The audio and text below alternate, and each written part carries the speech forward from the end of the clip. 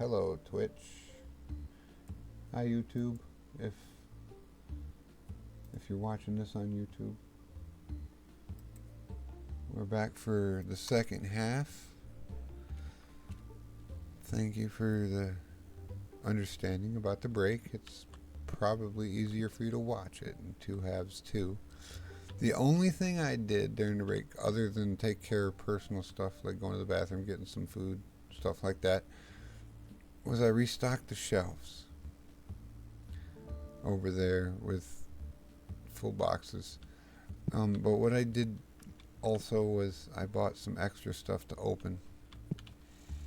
So we've got 2 boxes of each set to open here before we even get into the cases.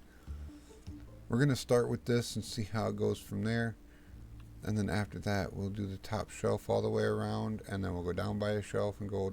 So we're going to do base, base, base, base, Destiny, Destiny, Destiny, Destiny. And then in that, like that. 1 box of everything. We're not going to worry about separating base and Destiny. We're just going to put all the good cards in the case and see if we can fill that case completely full. Ghost cards. If we open it out of a base pack, it'll go on this end. If we open it out of a Destiny pack, we'll start at that end or down there somewhere, or maybe even just right there and come this way. Or we might do it on the other side for base and on this side for Destiny. I don't know yet. Ghost cards we'll figure out when we hit a ghost card. But for now, it's that thing y'all have been waiting for. We got to start opening these packs. But first, wrong button. But first, let's go ahead and search by number and see what we're missing. Currently, in base, we're missing a couple of full arts and EX foils and 2 golden foils, and that's it. But this Pygmy has been elusive, and so has Burpig. And Infearhog has been like non-existent, and Blazor doesn't know what we're trying to do here. It's fine, because Kitsune and Bonfoy both know what's going on. Hinobi's missing the full art foil, and QNB's missing the full art foil. We're missing the EX foil for Nanomite here. Yep, 2 there. 1 here. 1 here. That's the EX, not the full art for Giganite here. Got 2 for Sapling. 1 for Farouche. The full art foil is the only one missing for Farouche. Timbro is one of them we're missing the gold foil for. And everything above that. But yeah, we need to find this card. Mammotree, missing the full art foil. Minstar is good. Trickstar, full art foil. Prince Star is good. King Star is good. Shello, we need your full art foil. Clamigo, same thing. Korif, same thing. Fistronk, same thing. Also with Wormgul, like it's getting close. If you look up top, it says we have 1194 out of 1320. So we're missing 136 of them. That's like nothing. No. If we get 6 more, we'll have 1200. So we're missing 126. And it's just these ones. Pretty much for every monster, we're missing one of these 2, except for a couple. And so we're like, well, Lunite's good, right? So that's all profit. Vampicant, these 2. Dracunix, just that one. And again, you notice that it's well, there's commons, rares, epics, and legendaries that we're missing cards out of. We got the full art, or the golden foil Pixie last time. We got this one last time. It was a nice pull. We're still missing that Timbro, and this card, the EX foil Angie's is gonna be. Who knows? Maybe we'll stumble into it today. That'd be nice. But yeah, you can see we're missing the full arts and the EX foils for pretty much everything. If we're not missing it, it won't be new, but that's fine. We need... Where is it? It's going to pop up right here. Timbro is one of them. And then there's Clawop. So that's out of a common pack. We did find the Clawaken. And then Gecko Flare, right? So Clawop is in a common pack. And then Timbro and the Gecko Flare are in the epic packs, if I remember correctly. Yep. All this is good. Yeah, that's in epic packs. So we're missing 1 out of this set and 2 out of that set for the gold foils. So, and then in Destiny, we have a different set of stuff that we're missing. It's more of the silver and gold foil stuff and less of these things, but still missing something in every set. Like right there, you can see it. Boom, boom, boom, boom. 4 missing, 1 from every set. So we just need to open everything. We're going to continue to be surprised by new cards in Destiny. Alright, let's get this going. It's going to take a while to open all these packs. Even just the stuff on the table here, let alone the case over here. Like, I doubt we get all the way through this whole case. We'll probably get down to layer 2. Especially if we got this stuff too. Before it's like 8 o'clock at night. So let's just get into it.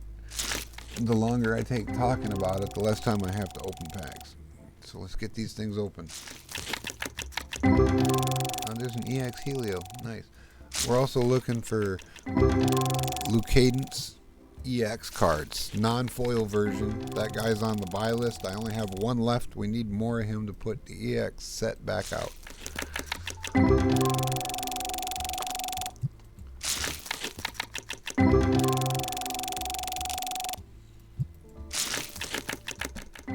Hey, there's first edition foils. I've seen them. Seen it. Hello, Shello. You wanna drop us a bomb today? Clawop, gold foil. Come on. You're right there. Right there. Come on. You can do it. I believe in you.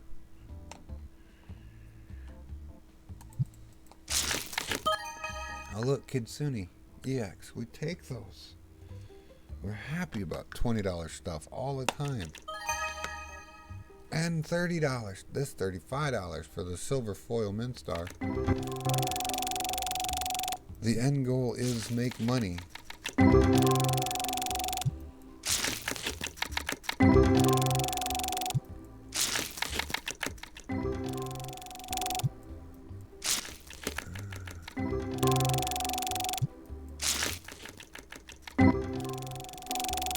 Find all the good cards. There's we're just we're gonna open this whole box and then just move on down the line.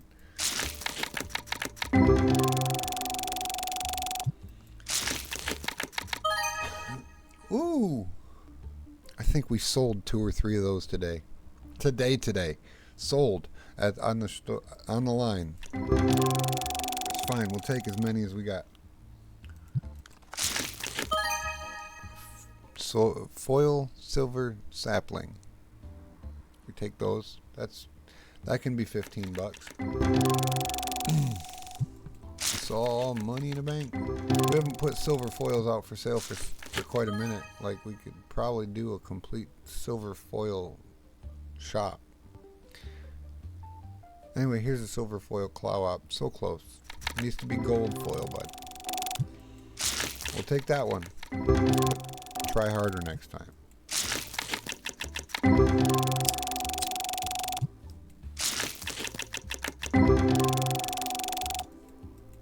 Okay. Okay, that box didn't have it in there. Is it in this one? Oh, also, there's a chance that we hit some kind of ghosty stuff. Just because we're opening packs. So that's always in lingering it around is the chance to pull a ghost card.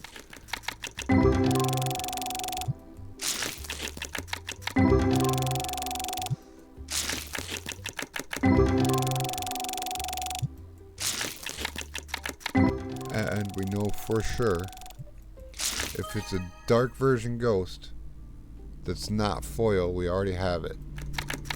Now look at the Minstar full art. Oh, that's so nice.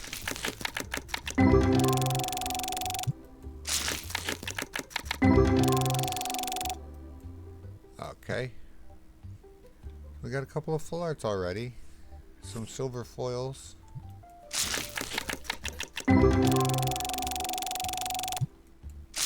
Couple of EX.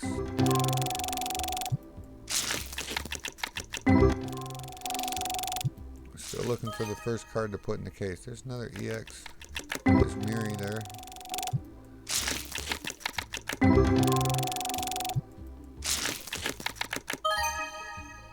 Okay.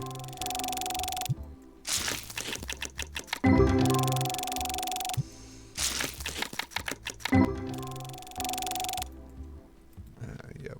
Okay.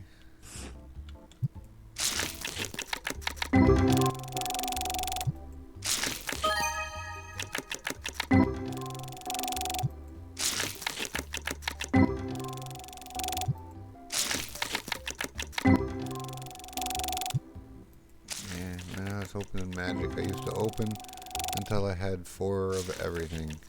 And most of the time I would end up with a playset that was 3 and a foil. Every occasionally I'd get a couple extra foils, every occasionally I'd get no foils. But for the most part, for Magic anyway, I was getting 3 and a foil of all the playsets and then getting rid of the rest of it. That was so long ago now.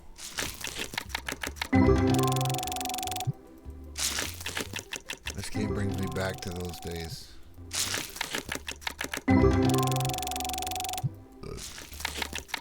Okay. No.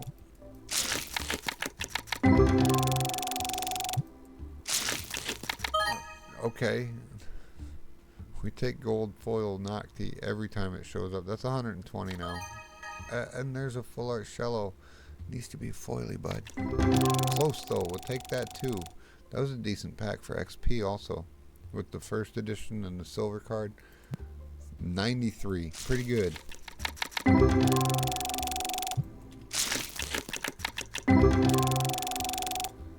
Alright, and is there any more? Is this the last one or is there one more in there? I'm going to hold on to all the boxes because we need to bulk all this up and put the bulk back on the storage rack. I'll do that off camera after the opening sesh.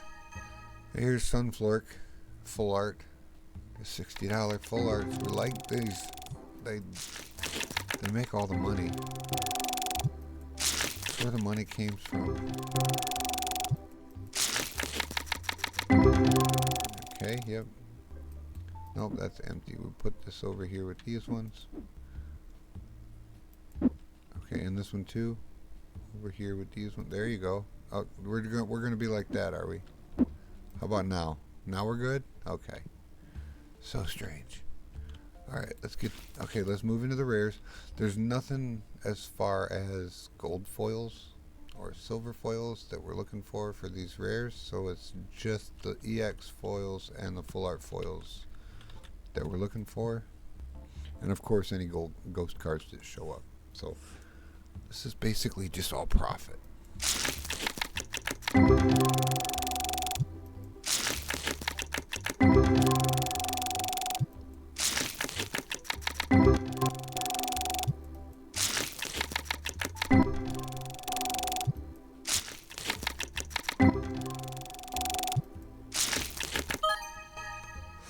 Alright, we got another $120 gold foil. This is Nimbo Culo. We like those.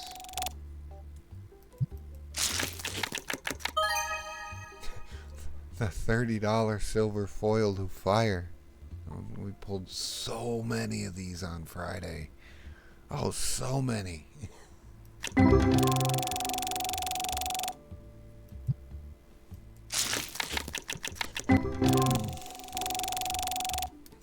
Don't forget to hydrate.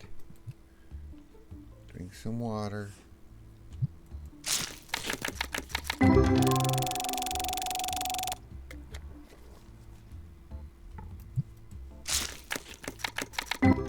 saw the EX pupas, but it's not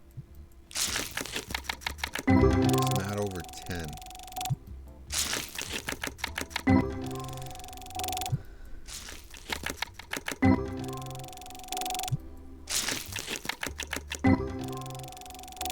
We did just do a gold event though, so some of the gold cards that weren't hitting the $10 marker before might be now.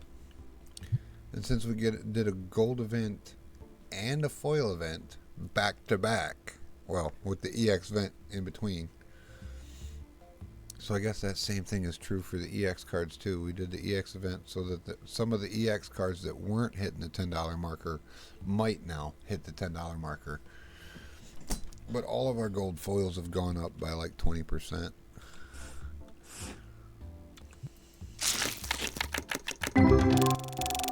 Which is why some of them that were worth 100 before are worth 120 now.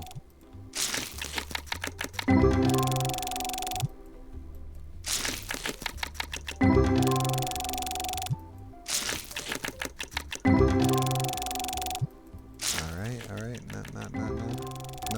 nothing. Alright, I guess. I mean, it's all bulk. We need bulk.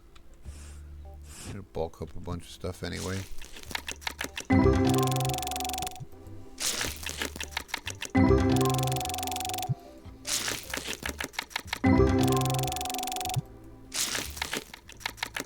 saw the first edition foil pixie, but it didn't do the thing. Oh, whoa. This is a gold foil Mamog as 155, so like 170. That's decent. We take that.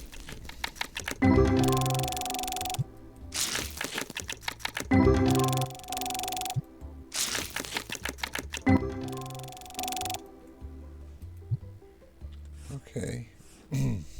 Alright, what about this box? Last one had a gold foil in it. So far that's the best we've pulled is gold foils. We've got 3 of them, but that's the best thing we've pulled. Somebody can do better.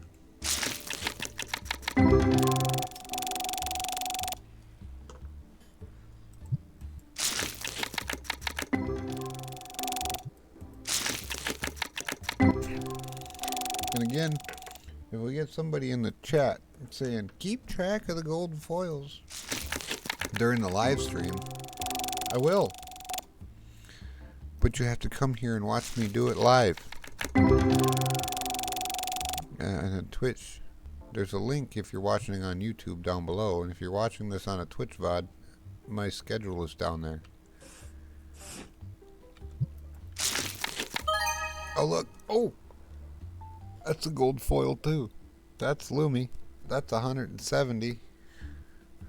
169.97 is 170, so then that's 187. That's pretty good too. Yeah. I'm liking all these gold foils showing up. I'm not disappointed at all. Except it wasn't the clout we were looking for, but it's good because we just keep getting the gold foils. Eventually we'll get the ones we're missing.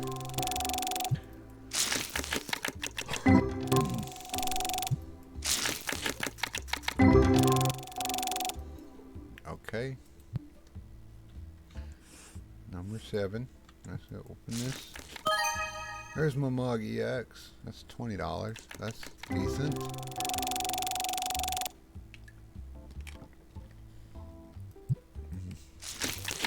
Hydrate. I'm hydrating. Geliclean EX. Okay. Some of the first edition foils apparently still do the thing.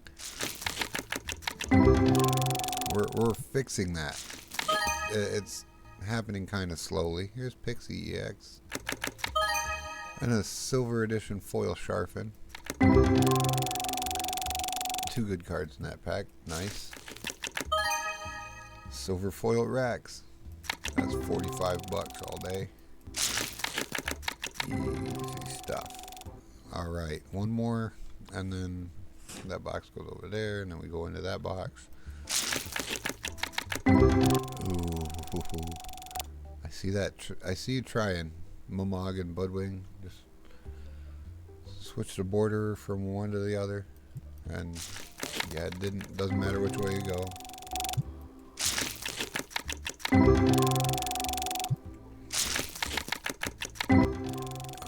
Okay.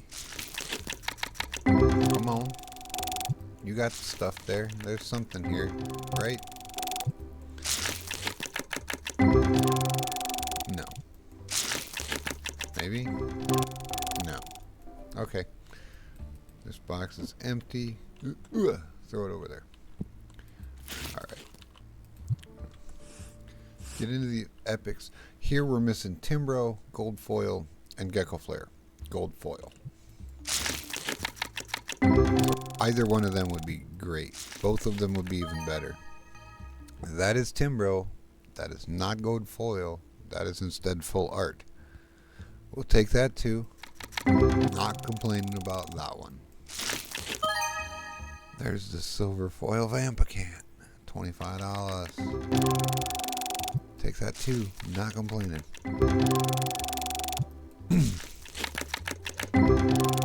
Oh no, the dud pack. First edition foils, yep, doing the thing again.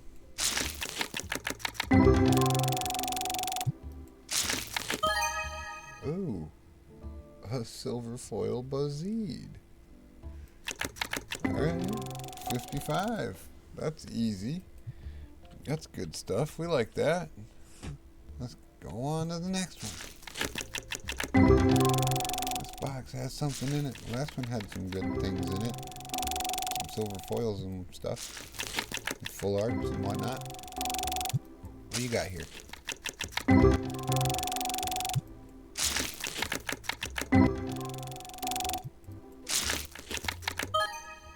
That's a full art Flory. $75. We take that.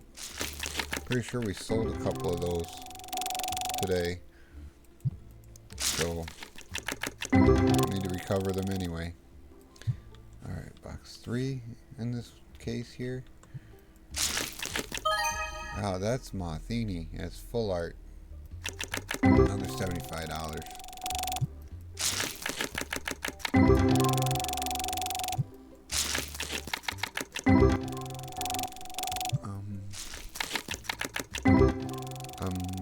Yep, keep going.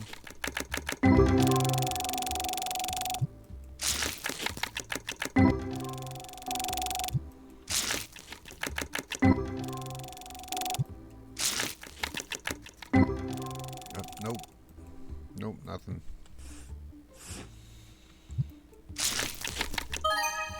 Okay. This is Gilgabass. Full art. Another $75 full art card. We like those. We take all of those.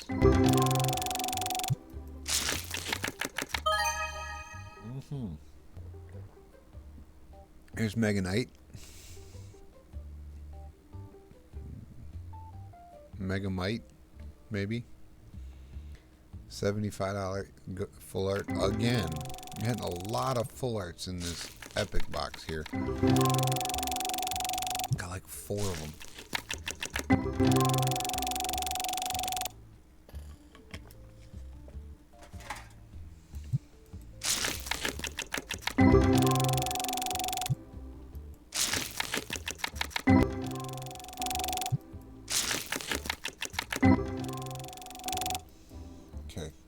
that. That's good. Let's get these ones open. Okay. We'll take that too. Any EXs you want to give us. There's no turning down an EX card. Or a first art foil. Or first edition foil. But, them aren't as cool.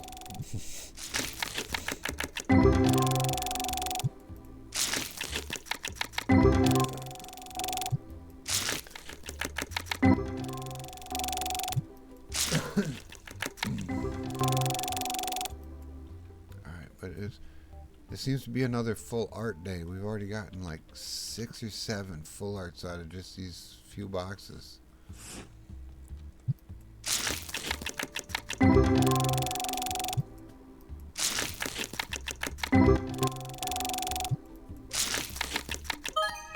Okay, yep, we take those. EXs are good all day. Some of them EX non-foils are worth $60, $70. So, we'll take them all. Look at that. 22 bucks for the Light Spire. Oh, silver foil 3s, 35 bucks. We'll take those too.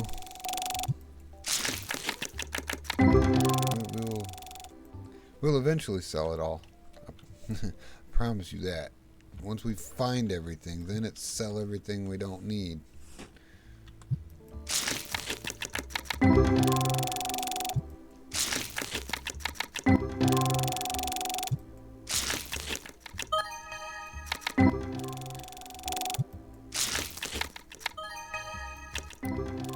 Alright.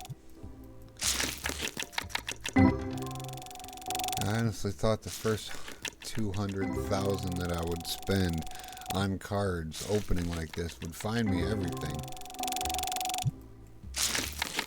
Apparently I was off by a bit. Alright, this is the last one out of that box.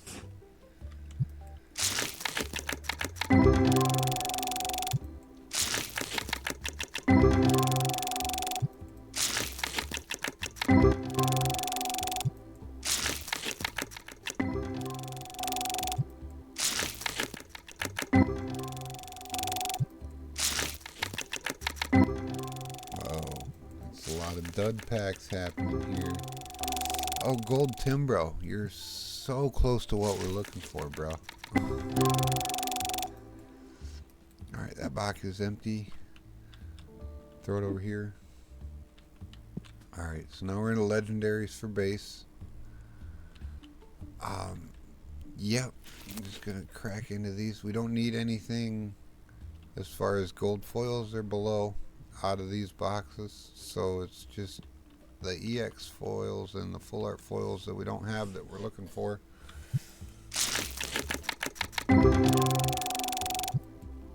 And the EX loot cadences will be in here. That's buy a listed item, so every time we find one of them we're going to be excited about it.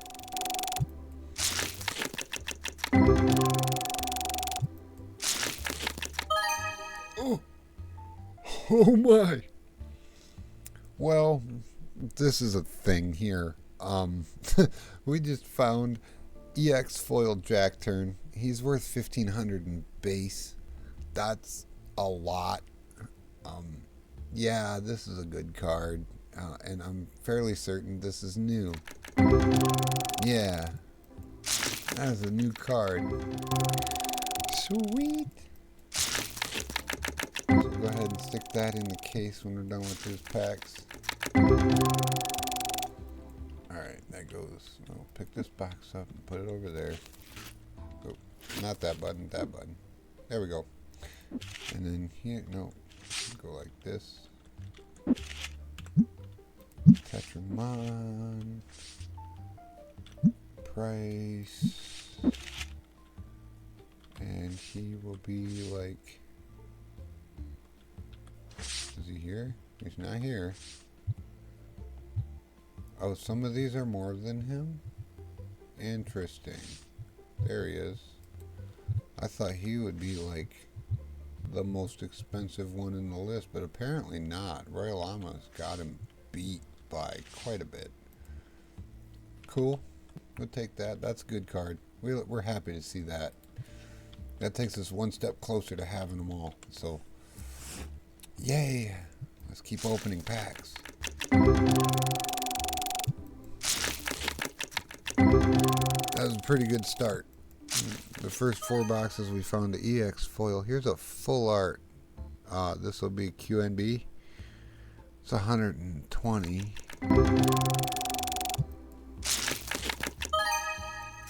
Oh yeah, and here's some of the golds. Yeah. Even more of the golds are going to do that now because of the event that I did.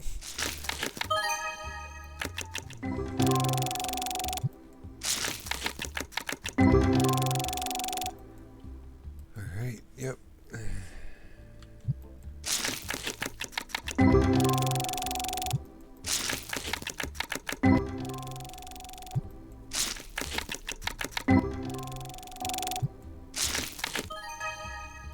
Okay, sure. We take the gold stuff. We take the silver stuff. We take the first edition foil stuff.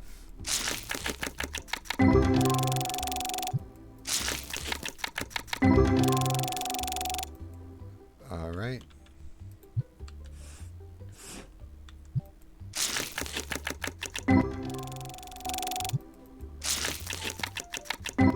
Bunch of foil in here.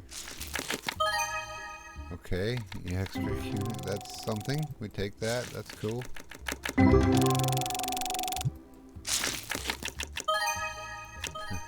Yep, the gold ones. Yep, the gold ones, they're doing it.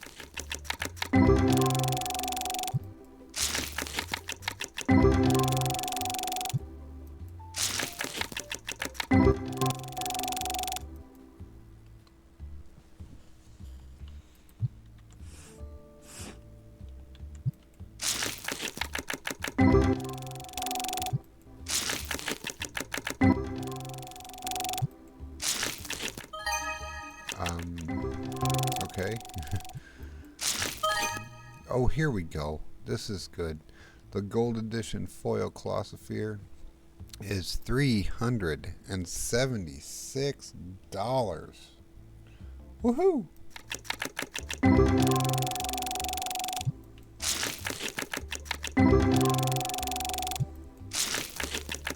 I love them gold foils. Oh.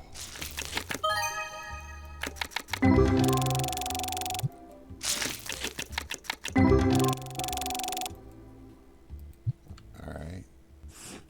That box is decent.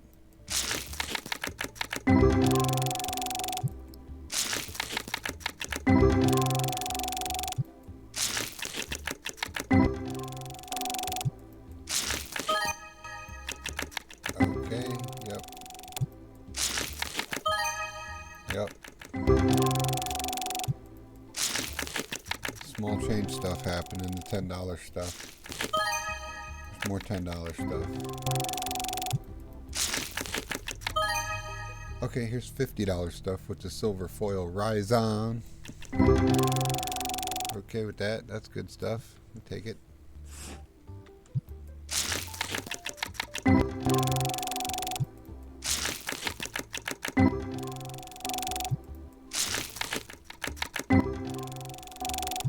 Yeah, we're gonna have to continue this opening session in tomorrow's stream. There's no question about it. In fact, I'm gonna open the 8 cases, 16 cases that was on the table, and then we're gonna bulk up everything and get our bulk situated and see where we're sitting from there. That'll be today's stream probably. I underestimated how long this game was gonna take.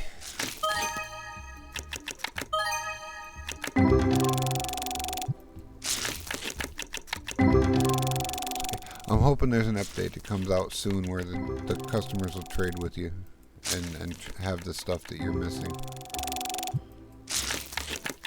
Like, maybe it'll be customers who have bought singles from your shop, and like if you sold one, that you don't have anymore, they'll have it available for trade. I've been speculating about this trading mechanic now for the whole since I've been playing, because really interested to see how they implement that. That could be one of the things that makes or breaks this game, to be honest with you. Okay, let's put these boxes up out of the way. Oh, wrong button. I accidentally misclicked. I clicked on the table instead of the box. And let's just stack them all up there. There we go. There we go. Now they're all up out of the way. Okay. Alright, so yep, let's just open up these Destiny boxes and then go to the other side of the table and work down that way. So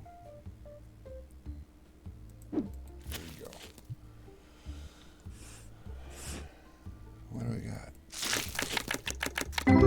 We need Burpig, or it'd be Pygmy. Full art foil. Basically any full art foils. A bunch of the EX foils, but there's also a bunch of gold and silver foils that we're just missing in this set. You know, I get 3 of some of it and nothing for other stuff. Feels like in base they were more spread out. You can get different monsters more often. I don't know. That's silver edition foil Pygmy. That's something. That's $45. We take that. That's a good card. Oh, here's a full art Chiron. $76. I didn't check. Do we have all the full arts non-foils for Destiny? I'm not sure. There might be a couple that we're missing.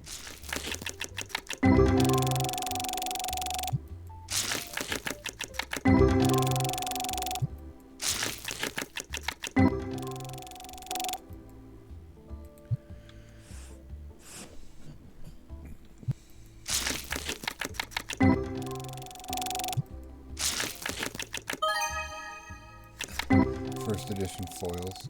Getting me all excited for nothing. Small change stuff. $10 stuff. It's not nothing exactly. Now this, on the other hand, this is something. This is a gold foil nanomite. More of these $120 gold foils. We take them every time we see them.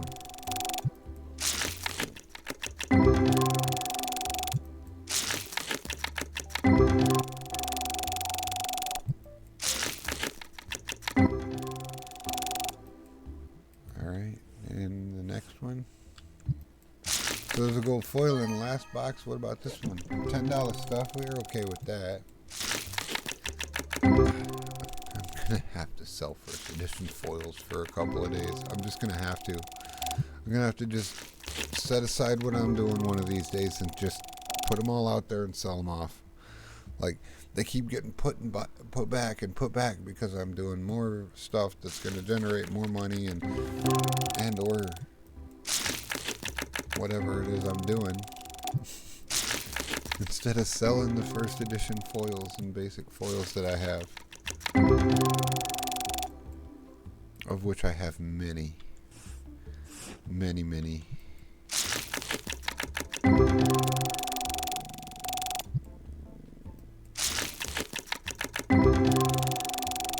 Okay.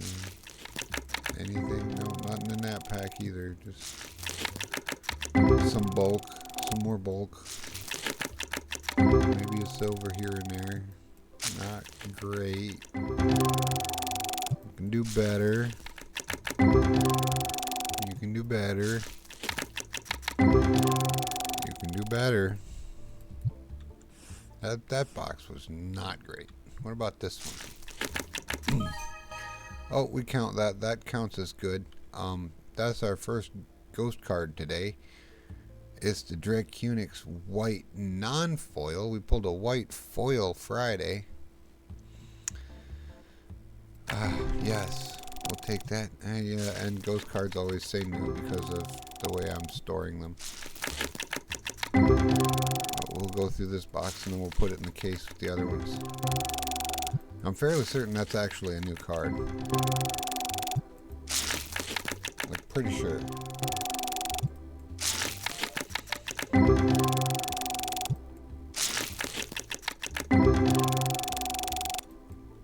Okay. Like, yeah, we'll have... Oh, it's not new.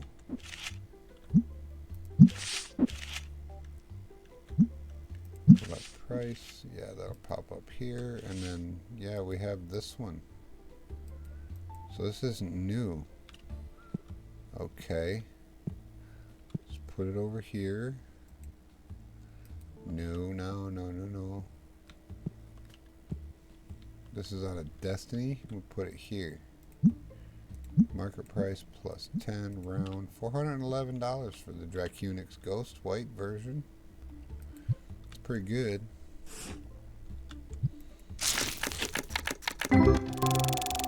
Yeah, and any ghost we pull out of the base packs we'll put on this side of that table.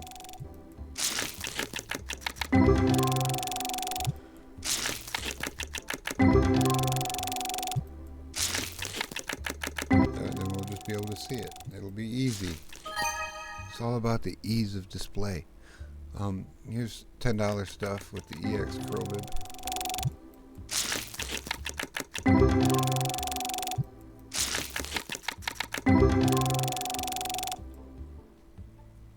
Okay.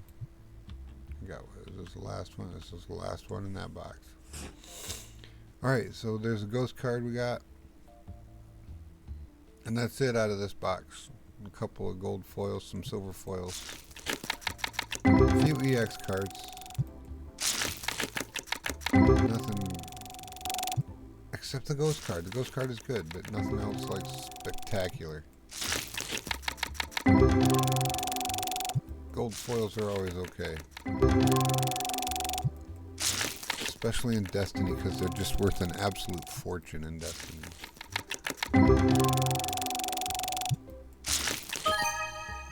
I mean, see, look at that. That's a gold foil pup for $188.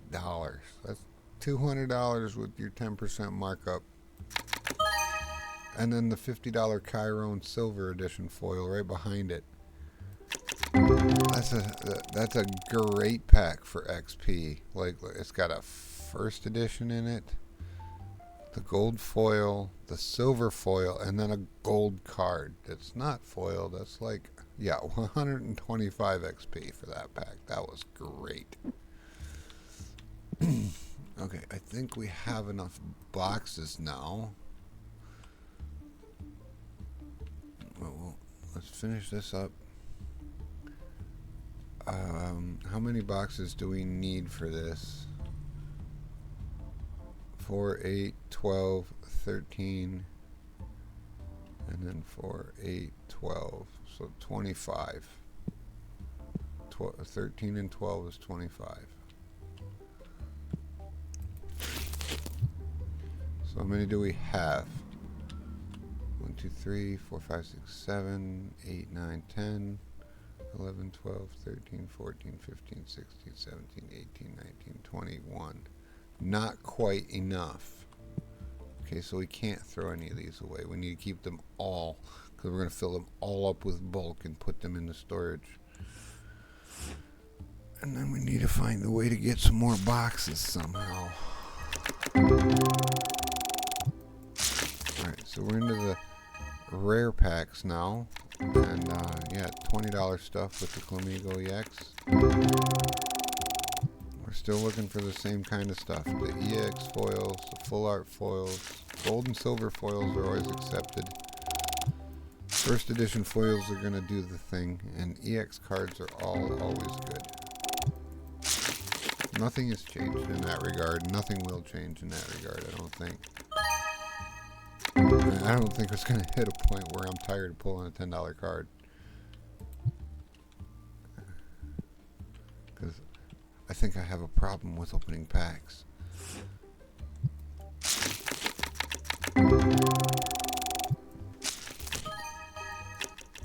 $15 $15 stuff with the first edition foil Minotaurs. A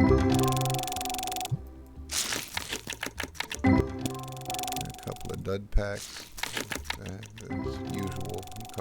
And then the silver one doing the work for the XP.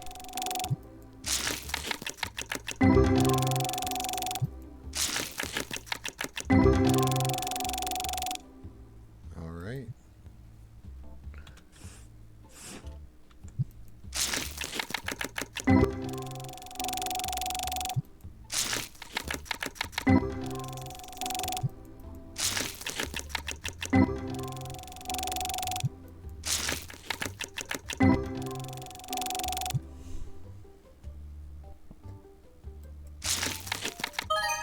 Okay, we got another silver foil. This Clemigo here is worth 30.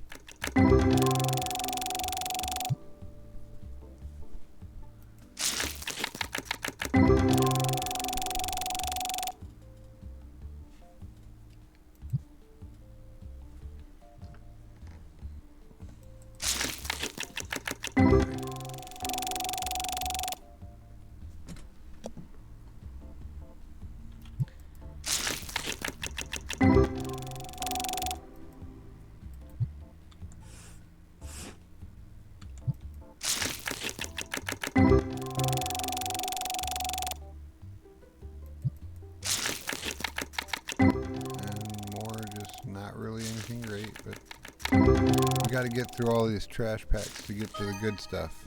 There's $10 stuff. That's something. Here's the silver foil Angie's for 45. More $10 stuff.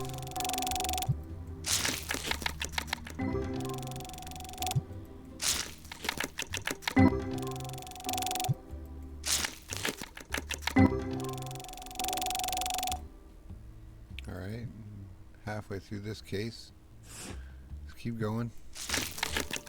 We got one gold foil so far out of the rares here.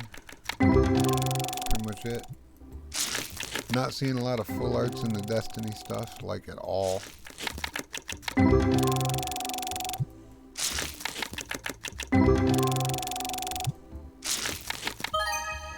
I got some EXs happening, $20 stuff with the Nimble Kilo.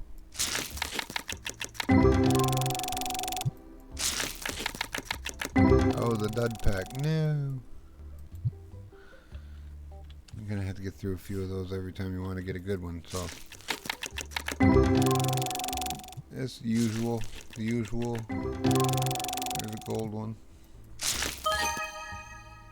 Another EX.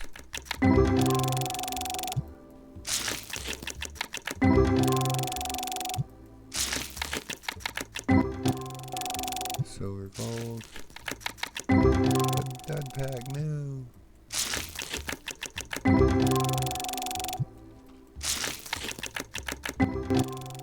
These packs weren't exactly that great. Like just a couple of EX cards, and that was about it in that box. What about this one? Maybe this box has all the goodies in it. One of these boxes has all the goodies in it. Just gotta find which one it is.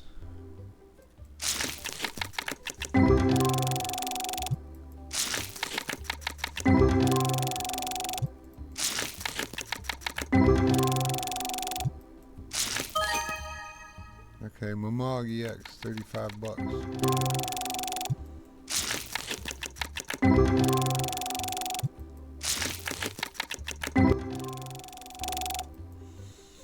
Okay, one more box in this case, and then we got to move on to the epics for Destiny. Epic Destiny. Sounds like a rock band. Or at least a rock song.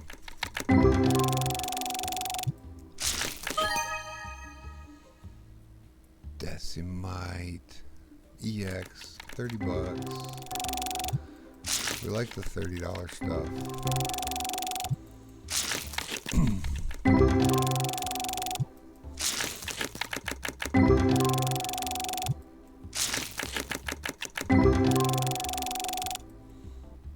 Alright, that's it for that box. We need like we established before, we need to keep them all.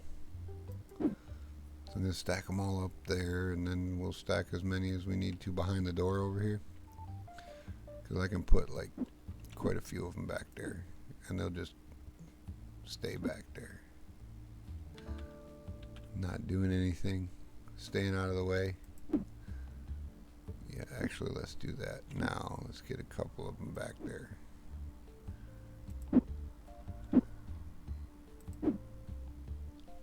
You're not quite in the right spot. There you go.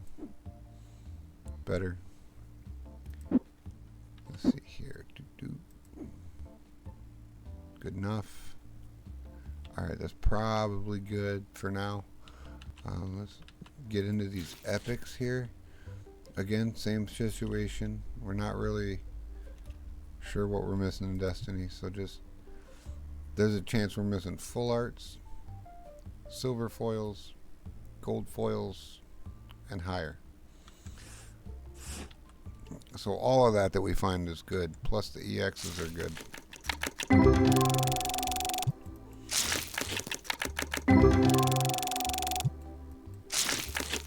Somebody followed. Hello.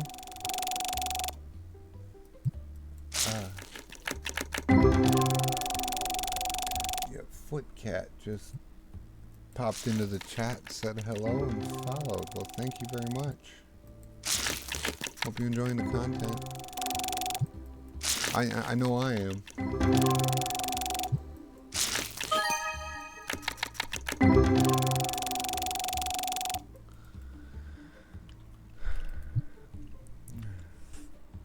That is organic growth. That is not bot growth. See? There's a big difference. Oh, this is gorgeous. Look at this golden foil Ganon. 257. Says it's a new card. We're excited about new cards. I like that. That's good. Because there ain't no way I sold my last one. I've been using the duplicates to sell my cards. So here's another EX Kataryu. I like that guy too. Is 40 bucks. He's worth more than some of the silver foils out there. So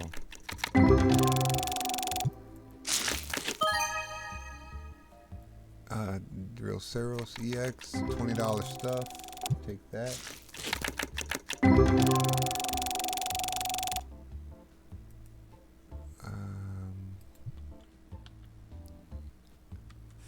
Okay, let's just keep going in the epics. We're still moving right along.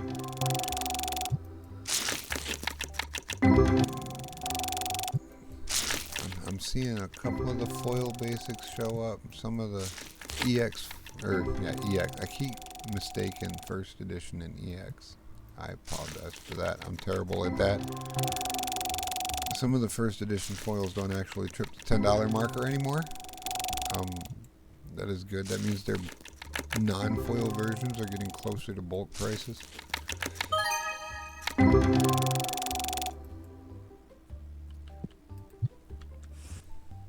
Oh, cool.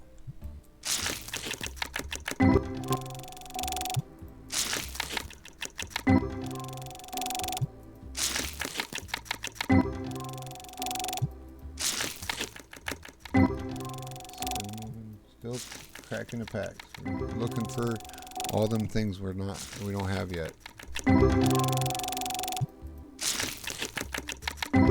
Which is not a lot, to be fair.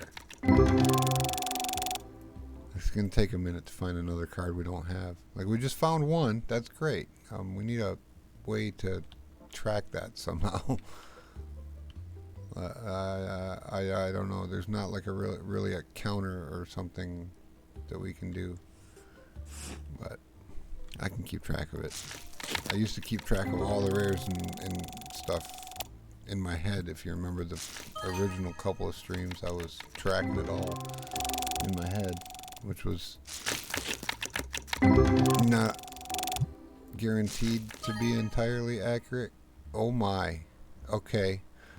This is a thing. We just opened the EX foil Vampicant. Yay. That's $1,412. could probably sell that for 1,200 or 1,500 easily. Easily.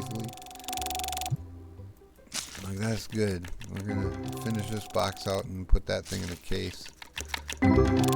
Vampicant EX foil. Let's go to Destiny, go to price, and he will be. See, the Jack Turn from Destiny is worth so much more than the one from base. Alright, where is he? It's Vampicant, right? That's Dracunix. Oh yeah, it's right there. Oh, he's not a new card. This is a duplicate. That's money in the bank. Woohoo! See, that's what I'm talking about. There's all them EX foils that we're missing. And yet we get another one of the one we already have. Seems to happen a lot more in the Destiny stuff than it does in base. I'm not sure why.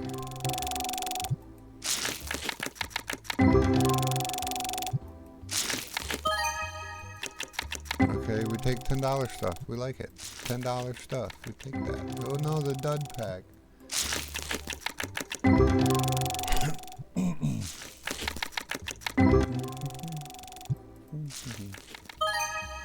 Nimbus Strike foil. $10 stuff. Oh my goodness, Luke Cadence.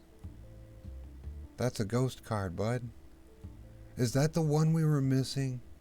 No, we need the black foil one, right? Because we have all the other ones. We have all the other versions. Where are you? Where are you? You're. Oh no, we were missing that one. We were missing that one. Look at that. Okay, let me figure out what button to push here. It wasn't doing it for whatever reason. There we go. That goes there.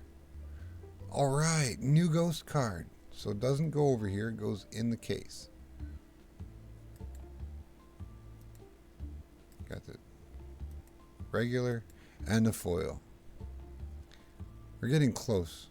1, 2, 3, 4. We just passed 50% completion on the set.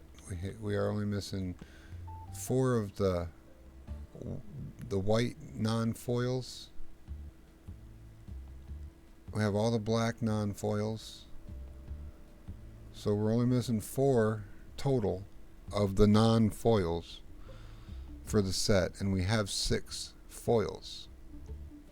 So that means we're 2 over 50%. The hard part's about to come. Getting all these foils is going to be the hard part. Like, without question. That's going to be the part that takes the longest. We will have complete sets of all this stuff in all the different versions in duplicates before we find all of that. I promise.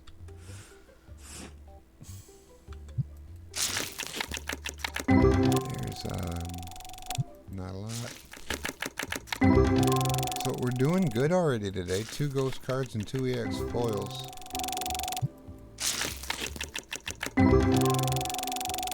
That's acceptable rate, really. I didn't break it up like I normally do with the base being first and the Destiny being next. I figured we'd just open them in order over and over again. Just changing things up a bit. Keep it fresh for me, really.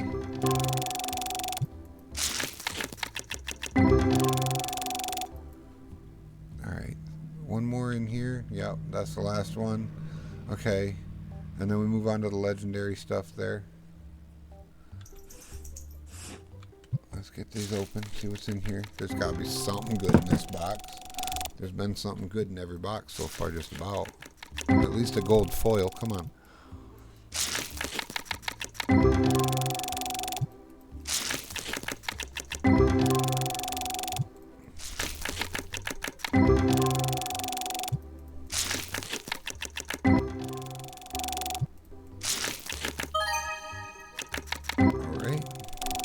$10 stuff on first edition foil.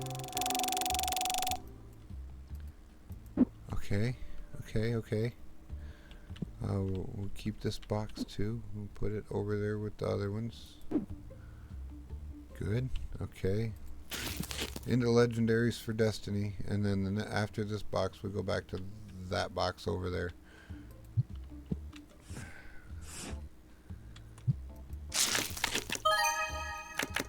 Yeah, we're still gonna have all the stuff hitting the $10 marker on this. $10 stuff. Yep. Yep. Lots of that in here. More. Oh, that's 25 for the first edition foil Hydroid there. Wow. Okay.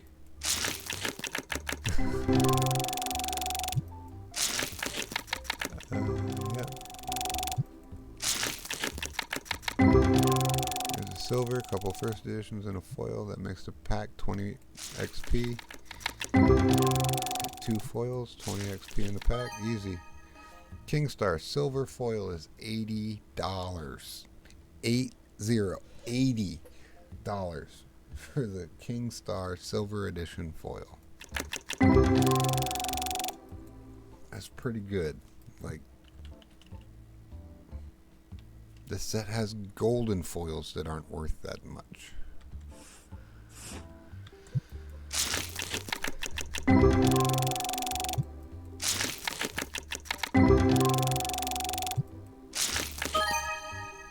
The $40 EX Gigatron X, $20 for the first edition foil Katengu. Like, this pack doesn't look like much, but it's $60 pack. They gotta get their money back somehow out of these boxes.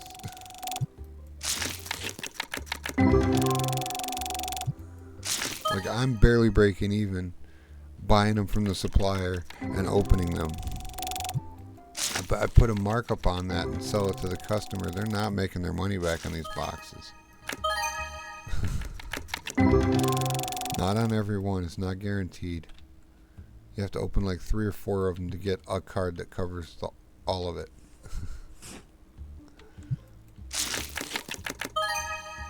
Oh, this, see, look at this. $39.50 for that pack. $10 stuff with the Voltrex foil. Oh, the dud pack. See, and the dud pack is $7.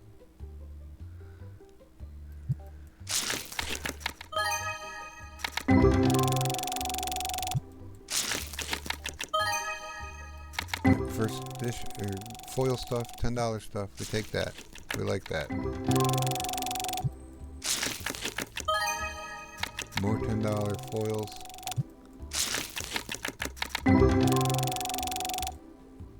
Alright. Okay, halfway through this box, this case.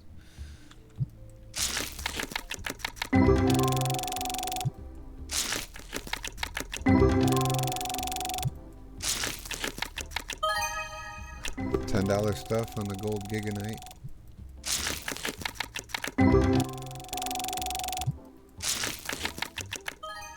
Ooh, silver foil Clossophere for $45. Nice. 15 on the Jigajawar first edition foil. The Katengu gold is 10. Talon Ryu gold is 15. Jack Turn gold is 20. And the Blazor foil is no longer hitting the $10 marker, which means it's probably a bulkable card if it's not foil now. That's good. I need that to happen. I really did need that to happen because I had so many of those.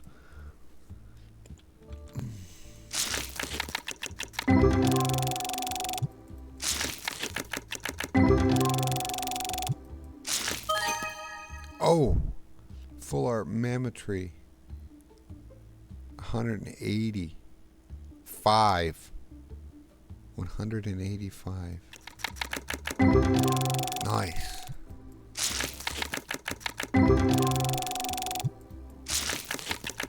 Okay, so there's a full art. That's something. There's not a complete waste. Okay, yep, the EXs are the majority of where the value comes from out of these.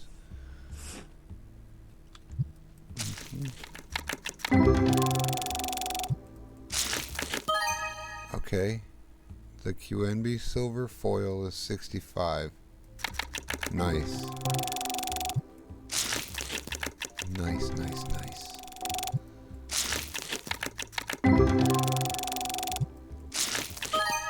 Oh, full art Ryzon for 160. Take those two.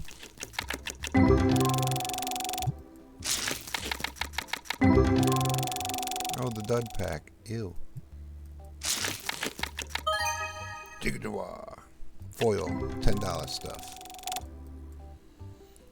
Alright, so we got two more. Yep. Finish out this case. More $10 stuff on the foils. And the gold ones. Yep, $10 stuff. We like it all. We take it all. More $10. How many times that guy gonna show up? That specific guy. Foil fist wrong there. Okay, 15 on the first edition Gigatron foil. Blue Cadence, $10. More $10 stuff. More $15 stuff. $10 stuff. Okay, here we go. Silver edition foil Hydroid, $60. Okay, $50 Voltrex EX. I feel like I've said that before a few times. That Voltrex EX like to show up a lot. Oh, the gold edition foil Hydron for $320. That's front table stuff here. That's the kind of thing you put on the front table to get them in the door. Oh yeah.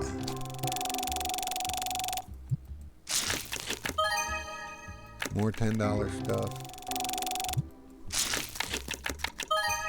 More $10 stuff. Got a big old pile of $10 stuff over here that's just accumulating more and more and more because I don't sell them. Like, I put all my cards out for sale, and the lowest valued card out for sale is like $85, and then like I got all this $50 and $60 and $70 stuff in my collection that just accumulates and accumulates and accumulates. So it's gonna take many days of selling stuff to get rid of all that just median stuff. I don't want to call it junk or garbage because it's not. It's good stuff that sells for a lot, and it will eventually make me rich. Okay, so we're on to side number 2. We're gonna go ahead and open these 8 boxes and then do the bulking and see where we're at after that. So okay, here we're looking for gold edition foil Klawap. That's the one card, gold edition foil and below, that we do not have out of this set. Everything else is EX foil and higher. So we need to find the Klawap gold foil. What are your bets? Is it in this box?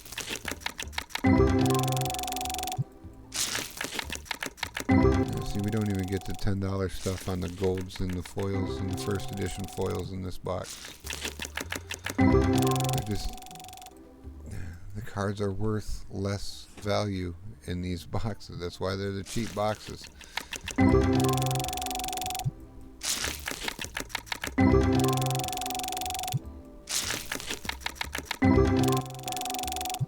Alright. Where is it?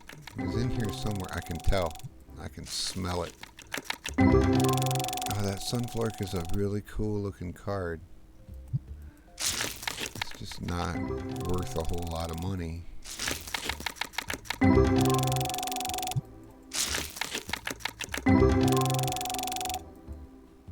Okay, well that box didn't have it in there. Maybe it's in this box. We'll check. Let's check it out. not that pack. Oh, it wasn't in that pack either. Okay, here's $20 stuff with the EX Guppy. We like that. That's a nice one.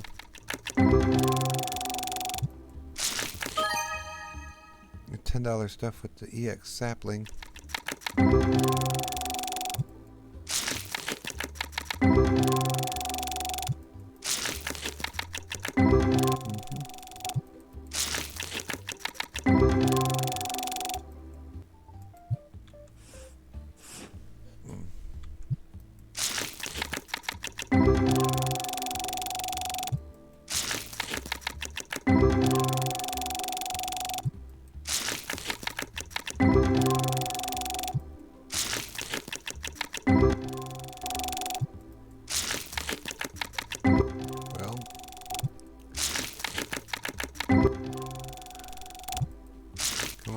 It's in here.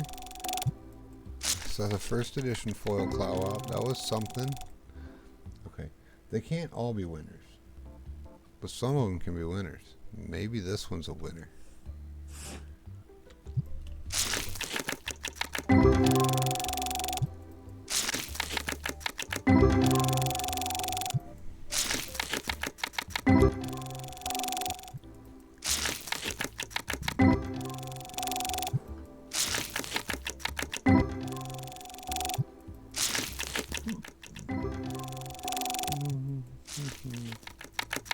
Well, I'm just not getting a whole lot out of these boxes here. That one wasn't very much of a winner either. Come on, something in here. It's in here somewhere.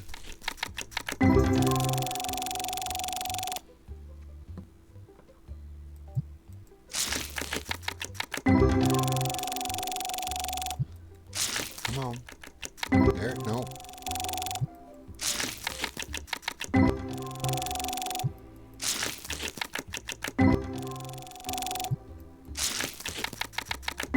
Wow. Okay. Well. And the only thing we can do is just keep trying. Like, there's nothing else to do. Just keep trying. We'll get it eventually. It will hit eventually.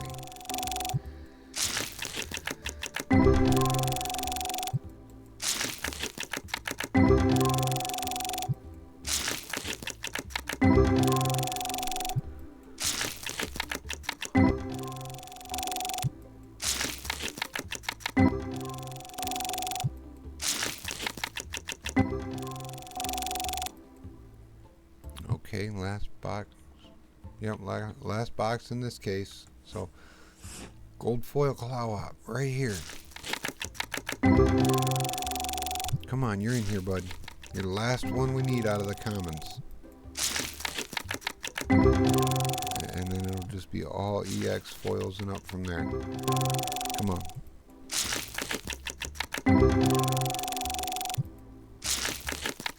No, not doing it. Not participating today.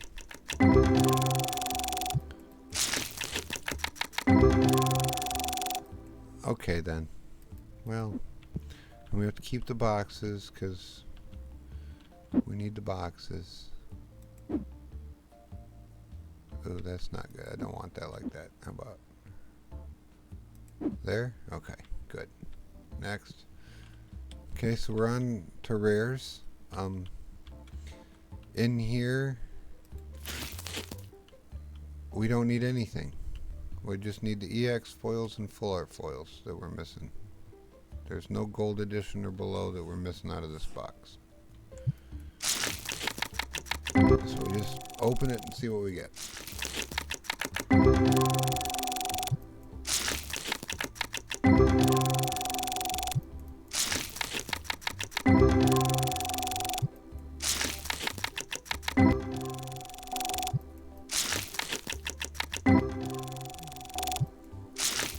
Don't forget to hydrate. Okay, $10 stuff with the Esmeralda EX. Okay. That was not actually a great box. Just a 1EX card and that was it, really.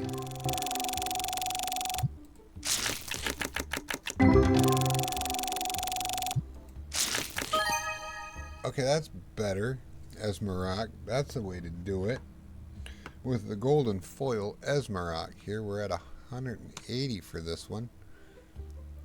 This is a nice card here. I don't mind pulling that.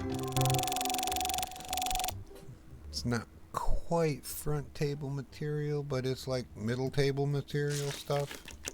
Like once they're in the door, they look at that and they go, yep, I'll take one of them too.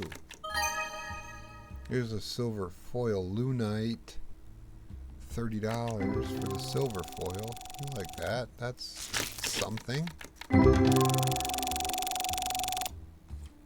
don't think I'm ever going to be disappointed to pull a silver foil either. See? Like Scarlios here. 25 bucks. Silver foil. I'm all about it. Nice card.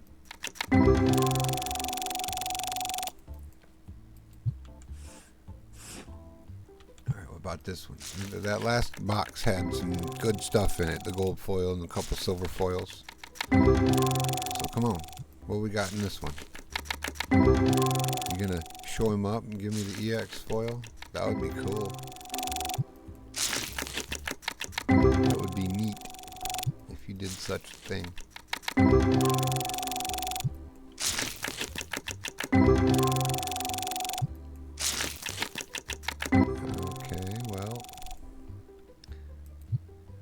Your chance. Next, this box. Maybe this box got it all in there.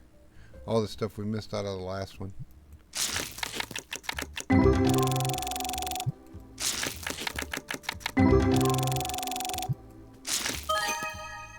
Alright. EX Jelly Queen is not nothing.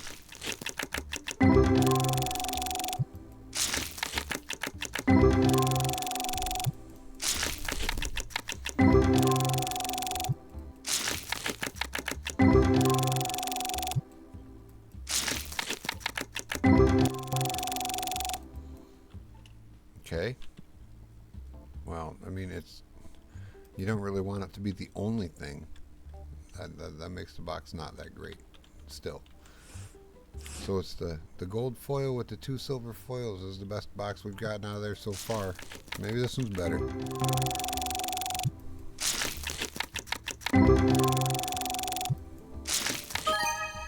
Full art Wispo, 80 bucks.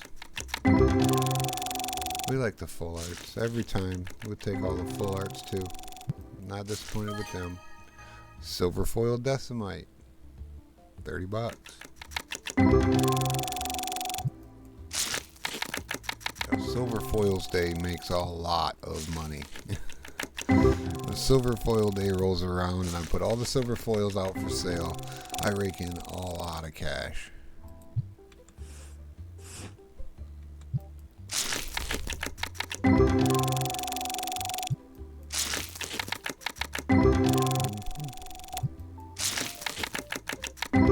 Get some kind of chat overlay so that I can put an overlay on my screen so I don't have to keep looking over there to see if somebody's chatting.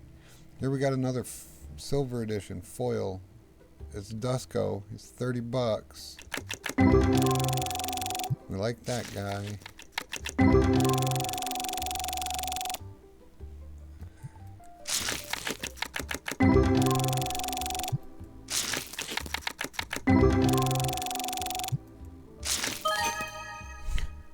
Fire.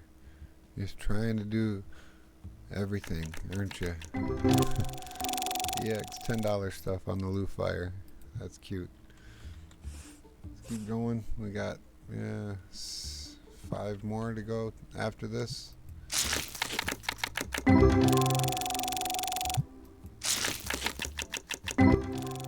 then after that we'll see where we're at as far as time and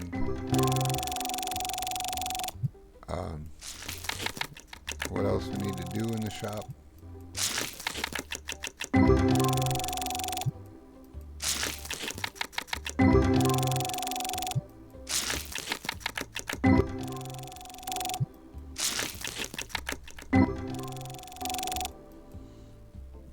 last box in this case here is... We haven't pulled a lot out of this box yet.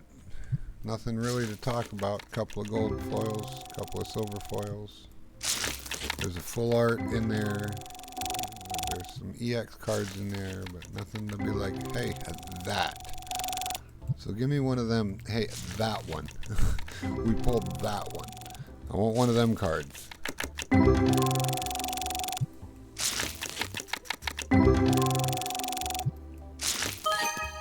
Okay, Clemigo gold foil is not terrible. This is $112 for the gold edition foil on the Clemigo here. This is decent. That's middling table stuff.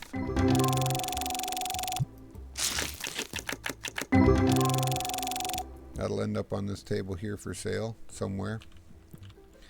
This is back table, and this is the set area. So we got front table, middle table, back table. 75 to 100 goes in the back table. Anything over 250, 2 to 250 goes in the front table, and then this is the $100 to $200 section. All right. Just so you understand what I'm talking about when I say front table, middle table, back table. That's where my category breaks up. So, okay, we need to put this one back there. That stack of boxes is getting rather tall, and it looks like this one could have been holding the whole thing up. It's fine. And it was. I just made a huge pig's ear out of this, didn't I? Oh, yeah. Let's just do this. Sorry, I got to unpick this thing. I went and picked it up. I shouldn't have picked it up. Let's put all these out here. Get all the boxes out from behind there. Ugh, I have to go up here. That's actually kind of disturbing. Okay. There? No. Well, no. Okay. I just messed everything up all over the place. Alright, there's that, and we can set it there, and it'll go straight down. And we just keep doing that. And they'll stack nicely. Because we're using the walls as a holder to hold them at the same location, ideally. I don't know how precise these are, and whether or not those flaps catch on the slats of the wall on the way down. I very much could do all of that, and then it wouldn't be very accurate at all. It's fine, it's whatever. I just need to get all this stacked up behind the door, because that's a convenient place to store it all out of the way for now. Is that it? Is there another one that went somewhere? Yeah, that one. Okay. Alright, so yeah, we do that to there, and then boom, yep. Yeah, and if there's one sticking out weird down there, leave it alone. Like that. Nope, that is not correct. How about this? That will work. That will stay stacked up there. Okay. Back to what else we was doing. So we're into the epics. Here is where we're missing the most of the gold edition foils out of base. Right here, we're missing Timbro gold edition foil, and we're missing Gecko Flare gold edition foil. We need both of those cards. Let's see if we can find at least one of them in here. Hopefully both, but at least one. We did get a new card or two out of Destiny, plus one of the EX foils we pulled today over there was new, and one of the ghost cards we pulled today was new. So we're doing all right as far as picking up new cards. Oh, Loose Cinder, your full art self, and $65 and stuff. Nice card, bro. Good pull. Man, that's decent. Like, that's not the worst box I've seen all day. What's in this one?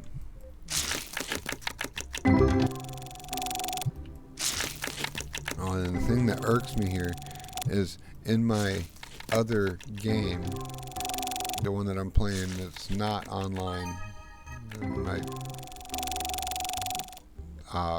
personal save / science experiment save, one where I go to do all the testing for my events in science and stuff. I did pull a gold foil Timbro in that save. Here's a silver foil Ganon. That's 25 bucks. I'll take that.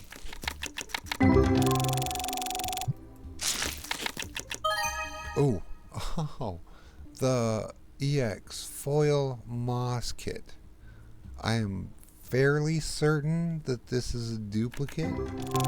It's not a duplicate, so I've gotten that in Destiny a couple times. It says it's not a duplicate.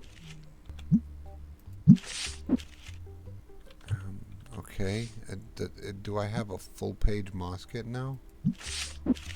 Don't. One more. Flip.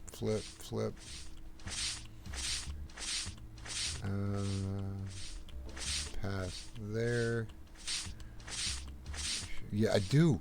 It is. It's complete page moss kit. Nice. Oh, so cool. Nice. I only thought about that because I saw this one. And I'm like, well, if I got him, I just got the EX foil, then yeah, that would mean I've got a full page because I know I've got the gold foil of everything except Timbro and Gecko Flare here. So sweet. We need to find that moss kit. EX foil, wherever he went. He's like around here somewhere. He's like 745, right? Yeah, 675. Fine, whatever. Put him right here. That's what we've opened today so far, and that ghost card, and this one. So, yeah, doing good. Let's keep going. We still need them gold foils for Timbro and Gecko Flare. So, full art Talonika, we take them. That's 70 bucks. That's a $70 card. We like those.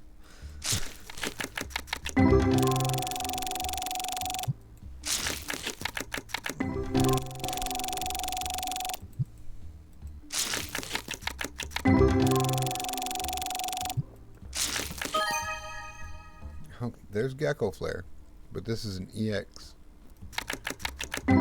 not the gold foil we were looking for.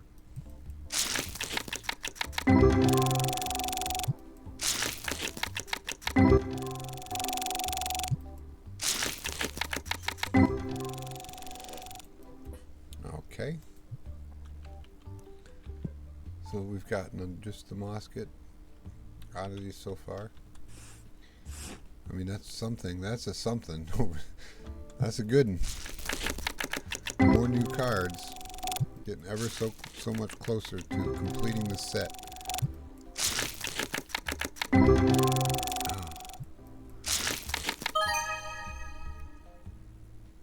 Okay. I take $15 stuff with the EX Wolgan.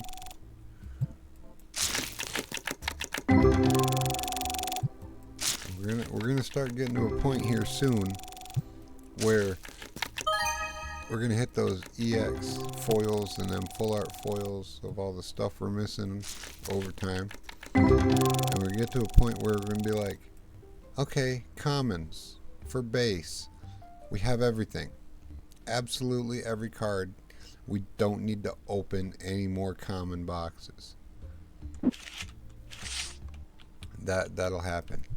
And then we can start cutting them out of the rotation. I have a feeling it's going to be the legendaries in base will be the first one that gets cut. I just have this sneaking suspicion. It's the one we're the closest to at the moment.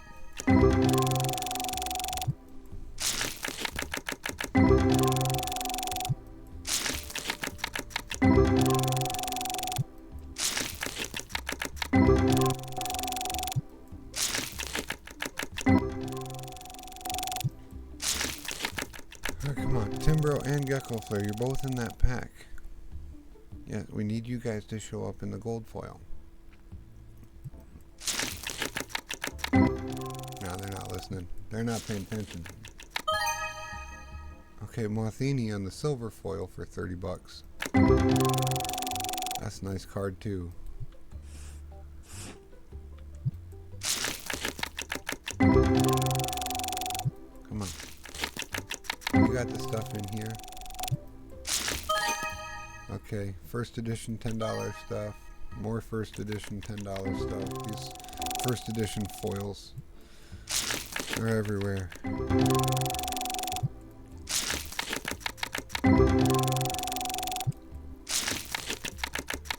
It's like a 1 in 75 chance your card is first edition foil, so it's really not that rare at all. It's like approximately once every 11 packs. Yeah, about that. You'll hit a first edition foil. You probably get 2 regular foils in there with it in that amount of time.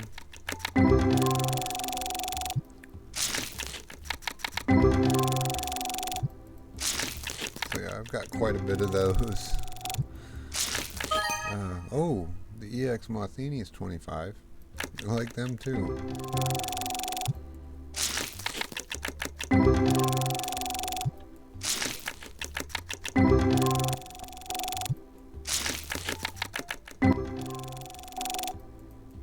Okay. Last epic base in this opening sesh here.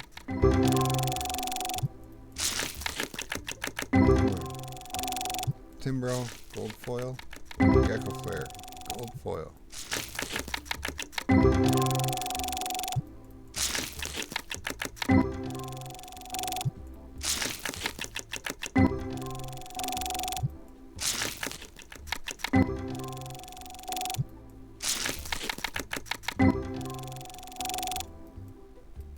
Okay, well that's it for that box. I guess we can start putting them back up here now. Okay, here's legendary for base. This will be the last of the base we open, and then we open these ones. And then we have a lot of bulking up to do.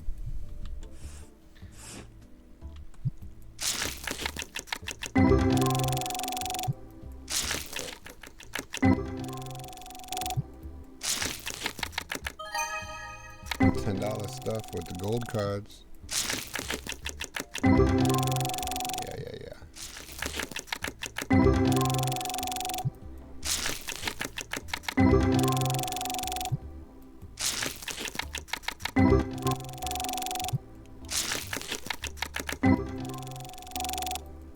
Well, okay.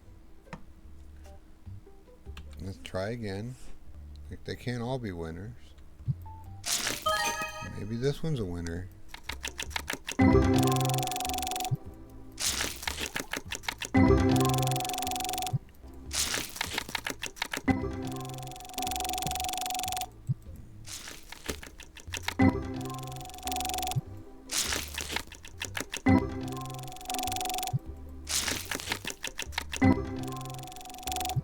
Okay, we're doing stuff. There's not a lot happening here. Wow. There was a lot of stuff there that was just under the $10 marker.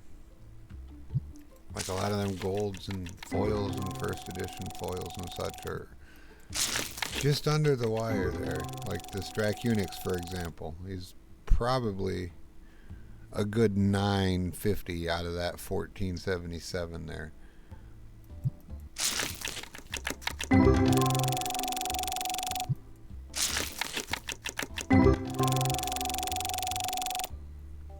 Yeah. Hydron, $10 gold cod.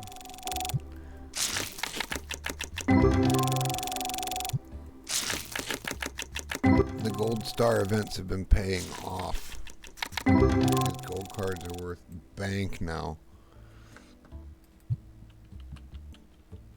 I'm probably going to set up a gold day over there Because I have so many. I need to just get rid of some of them. Jigajawar. EX. That reminds me. Luke Cadence EX is a buy list card. We only have one of those. If we want to put EX set back out in the set area, we need another Luke Cadence EX, at least one. And of course, we get the white ghost version of him today. Hydroid, yup. Gold cards are worth the money.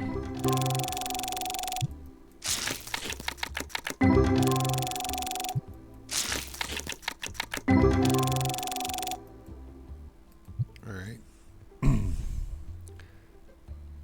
Just give me a Luke Cadence EX card. That would make me happy. Okay, $15 golds are okay, I guess.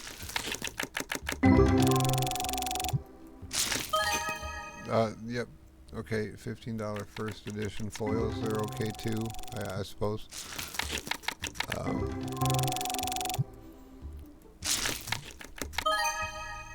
$20 first edition foils, they say. Okay. And Bogon EX, yep. Decent stuff here, just not the one I'm looking for. Oh, the Fist Runk Silver Edition foil, 62 still. $62 for that guy.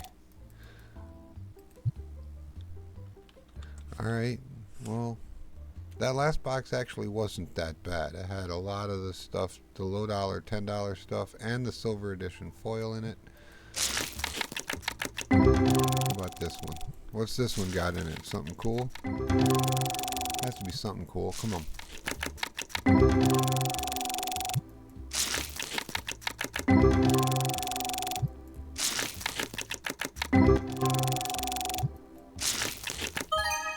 Okay, Draken. $15 gold card.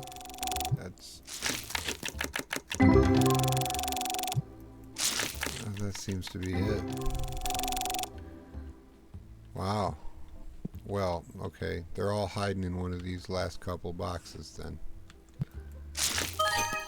Now see, Ryzon EX, that's the thing. It's a good start.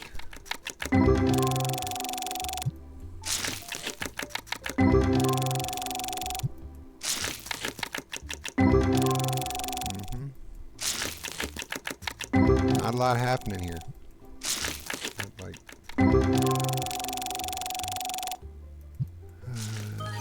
okay, there's a silver foil again. Another one. This is Bogon again. Another $60 again. We take that. That's good stuff. Alright, last box of Legendary Base. Legendary Base. There is a rock band in the names of these card packs, I'm telling you.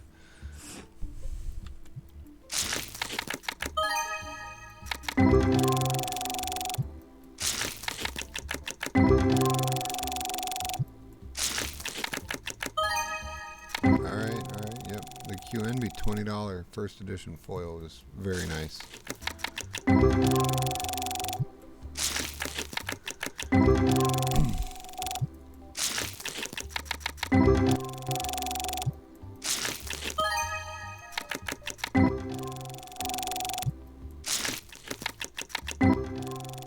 We may get a visit from the Karate Kid here soon. He just logged in.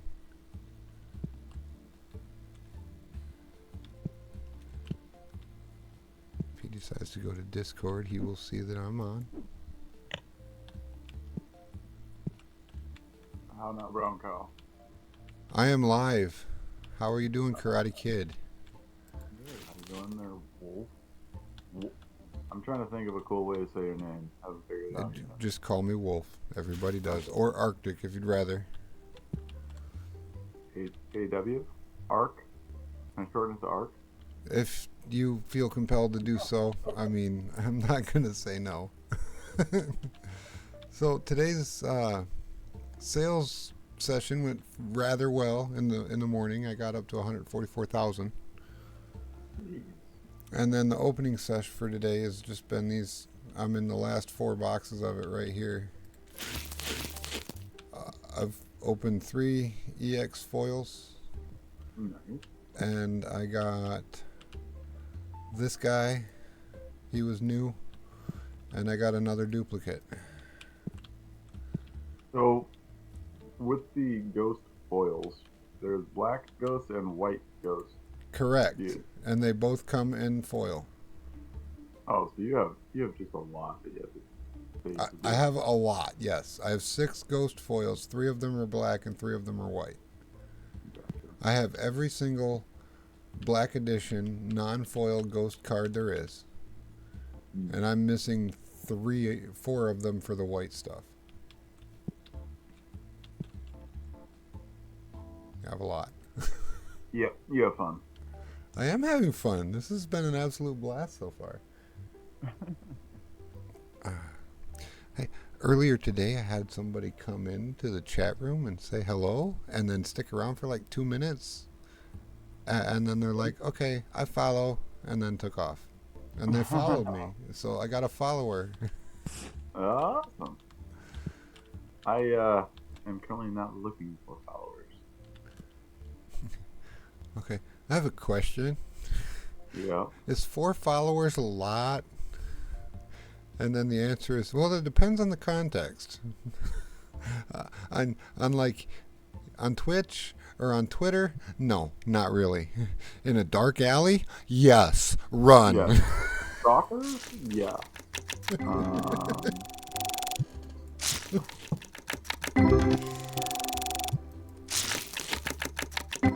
Anyway, yeah, I'm just cracking packs, Yeah, I'm gonna crack a couple too. looking for the stuff that I don't have yet. I have a lot more to catch up to whatever the heck you got going on. I think I'm down to 125 cards left to find out of the basic stuff. It's slightly more than that for the Destiny stuff, but I'll worry about that when I've completed all the base, really. Like, I'm looking forward to the point where I'm like, oh, I've got every single card in the common basic set. I no longer need to open that to attempt to find new things, so I can cut that one right out of my rotation. And that's going to speed up the opening packs looking for cards process dramatically. Yeah.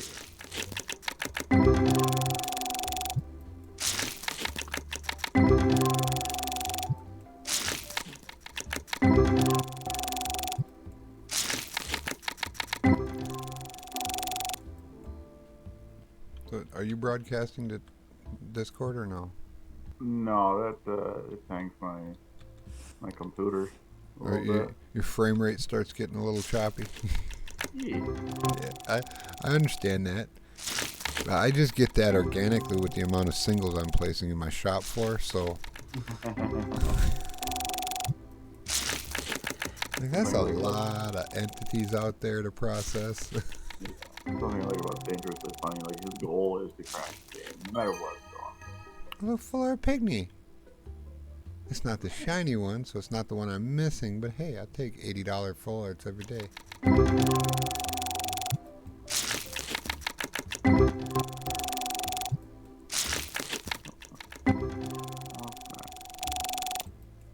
For a couple of these. Alright. We're clipping right along. We're just going to move right into the next box. They can't all be winners. But some of them can be winners. Is this one a winner? I'm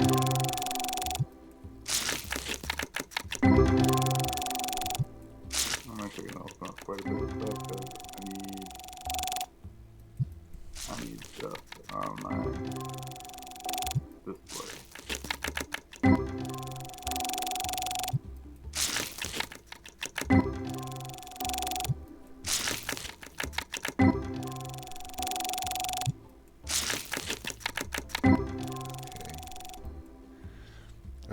me go to Discord for a second and Not allowed. turn you up a little bit.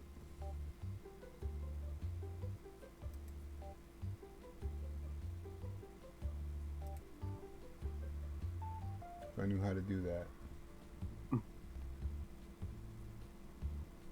So like Discord's just creepy. Like you have to know what you're doing. Right. Oh, there it is. You right click user volume.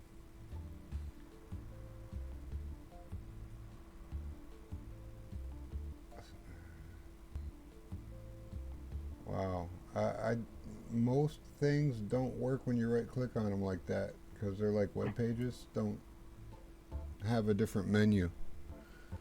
But Discord is not a web page apparently. Okay. How about now? How you doing? I'm still here. That's better. Yeah. You were just really quiet, so I turned up your volume. That is not my typical state. Quiet. Right?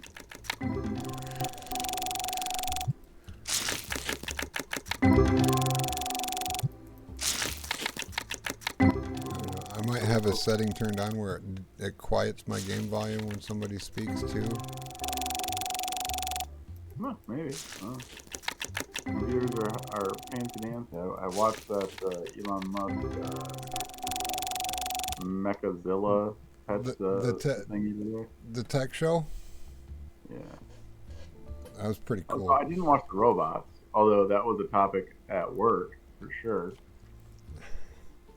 Because we're doing these raffles to get money around so we can like do a big feast for everybody at work for Thanksgiving. Right. Okay. So like first we started with selling a new Xbox, and then we switched over to a PlayStation 5, and then what else? We did another PlayStation 5 because we sold.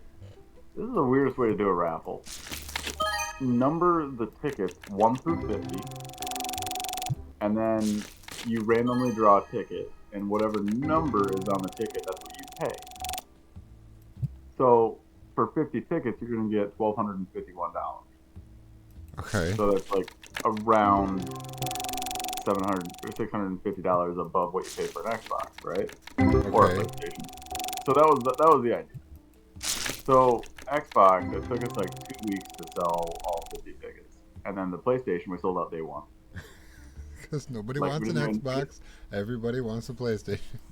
Like we didn't even make it around the production floor. Everybody was just like, "Yep, we want that." We got another one sold out in a day. Wow. And then,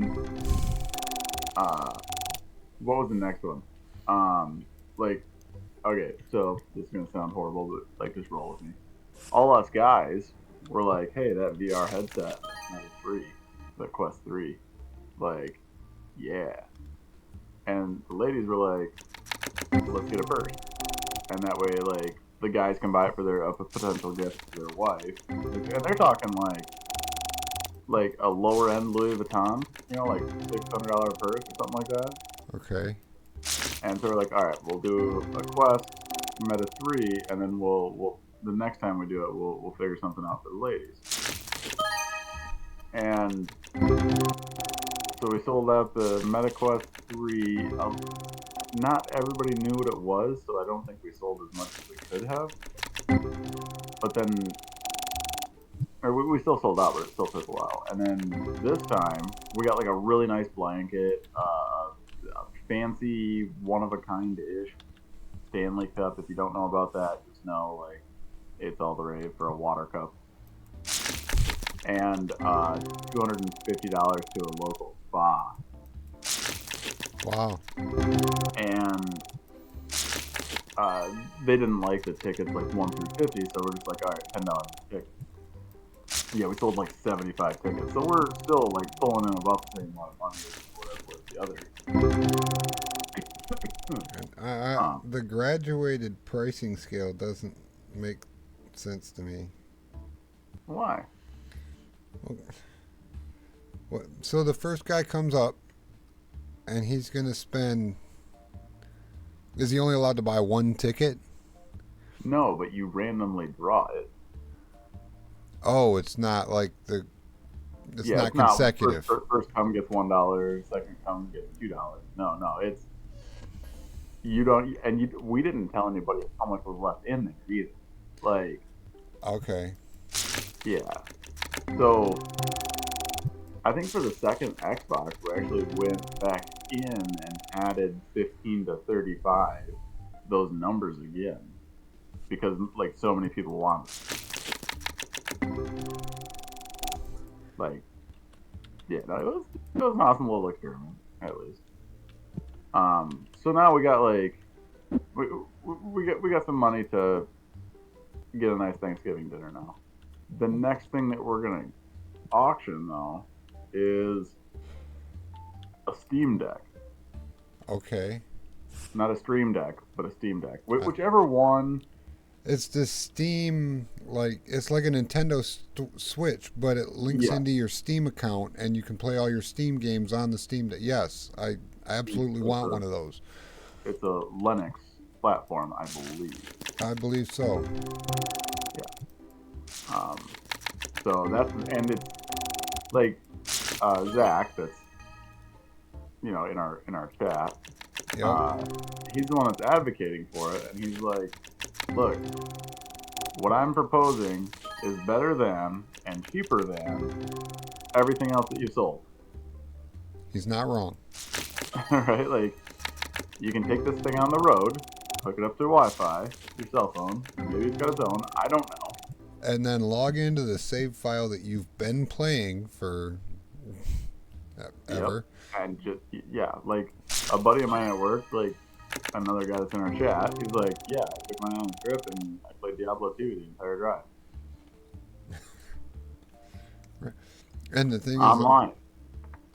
Tesla just recently made it so that you could not install Steam app on their hardware in your car That's awesome. because people were playing Steam games while driving down the road in their Tesla. Awesome. Yeah. The one thing I wouldn't want to bog down CPU or processor. And that's what Elon said. He says it's not because I don't want you playing video games in your car. It's that those computers are specifically designed to do what they're doing, and they can't be overburdened by you playing video games and running all the RAM and processing up playing your game. It might cause a glitch in the software and crash your car. Right. We don't want that to happen. So that whole story was to tell you that after the Steam Deck, we're going to do a Roomba, right? And that's like kind of what the group decided on. And like, truthfully, I'm going to be bidding on the Roomba too. Like, all hardwood floors down here. Yep. Well, yeah, okay. You'd probably be fine with a Roomba, like, but me, I have this bi-level house. It's only going to clean half my house. Right. It'll if I leave it upstairs, it'll clean upstairs until it falls downstairs, and then it's going to clean the downstairs and stay down here. Well, so hear what my boss said though, right? He's like, a Roomba would be nice and like fairly priced. Like, we get it. You spend about $450 for the self-emptying one and blah blah blah. Right. He's like, but did anybody else watch what Elon did? And I was like, dude, would you get one of those robots? He's like, I personally wouldn't, but it's $30,000, which is like just below or just above minimum wage for a year. Like, really think about that. And these things are supposed to be able to do anything. Right. He's like, so if we keep doing this, we rack up enough to buy one of those things, then we would go. He's like, I don't know, like the same tickets, 1 to 250. I don't know what would cover it. Or maybe just like $150 a ticket and sell X amount of them, Right. Might be able, and I was like, I don't want first gen though. I don't know. Right. I don't want a first gen one. Let them work out all the kinks and bugs. Because there's bound to be some unforeseen something that shows up that they just didn't account for. And yeah. Yeah, we've all seen iRobot. Right. And that's kind of like what I've been thinking about this lately is like I've been thinking about all the different media that we've been exposed to over the years where there was like a family that had a housekeeping robot. And like we're getting close to the Jetsons. I think Elon wants to take us to the Jetsons. Well, I think you're not too far off there. He was still a child when the Jetsons were really popular. Well, yeah, he's my age. When they were still So releasing new episodes. he's like a little bit older than me. Not by a lot, just a couple of years, but yeah. He said the future should look like the future.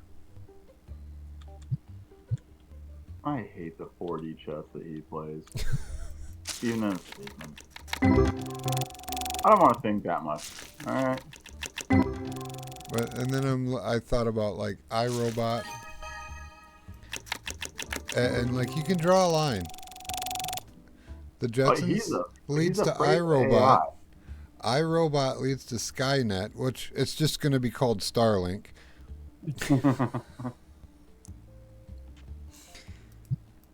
He's afraid of AI. Is he though? Yeah.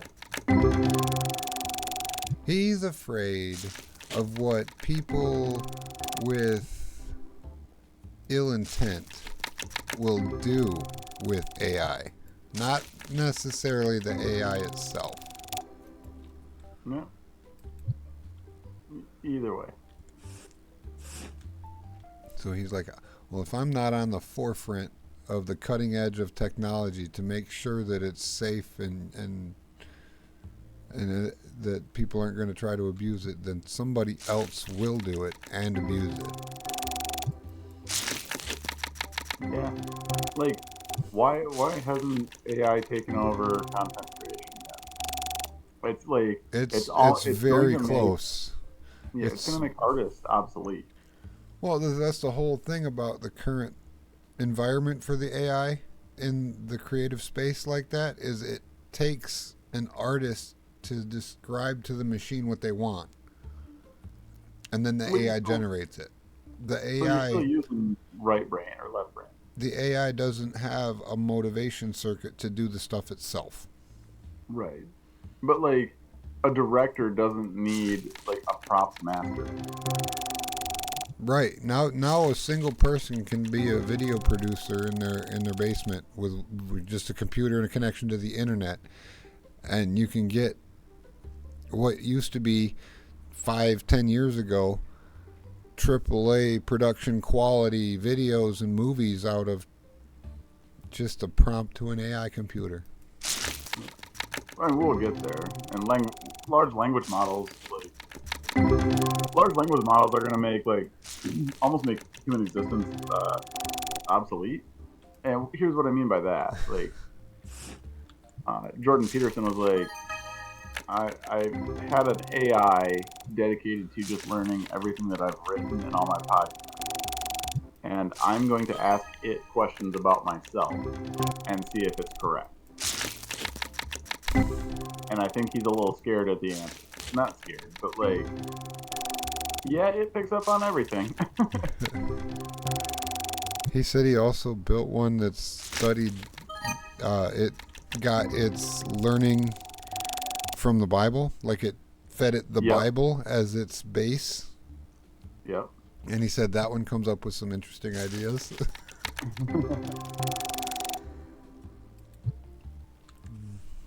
I was like, yeah, probably. It's probably more pious and devout than any human on the planet. It's that angry Christians the pastor was talking about. Oh, I'm going to be godly today. Oh, honestly never heard that before. Yeah. Wow. So, not that I haven't heard that before, but I've never looked at something and I'm like, wow, they are so upset. They must be really close to God. Like, no. See that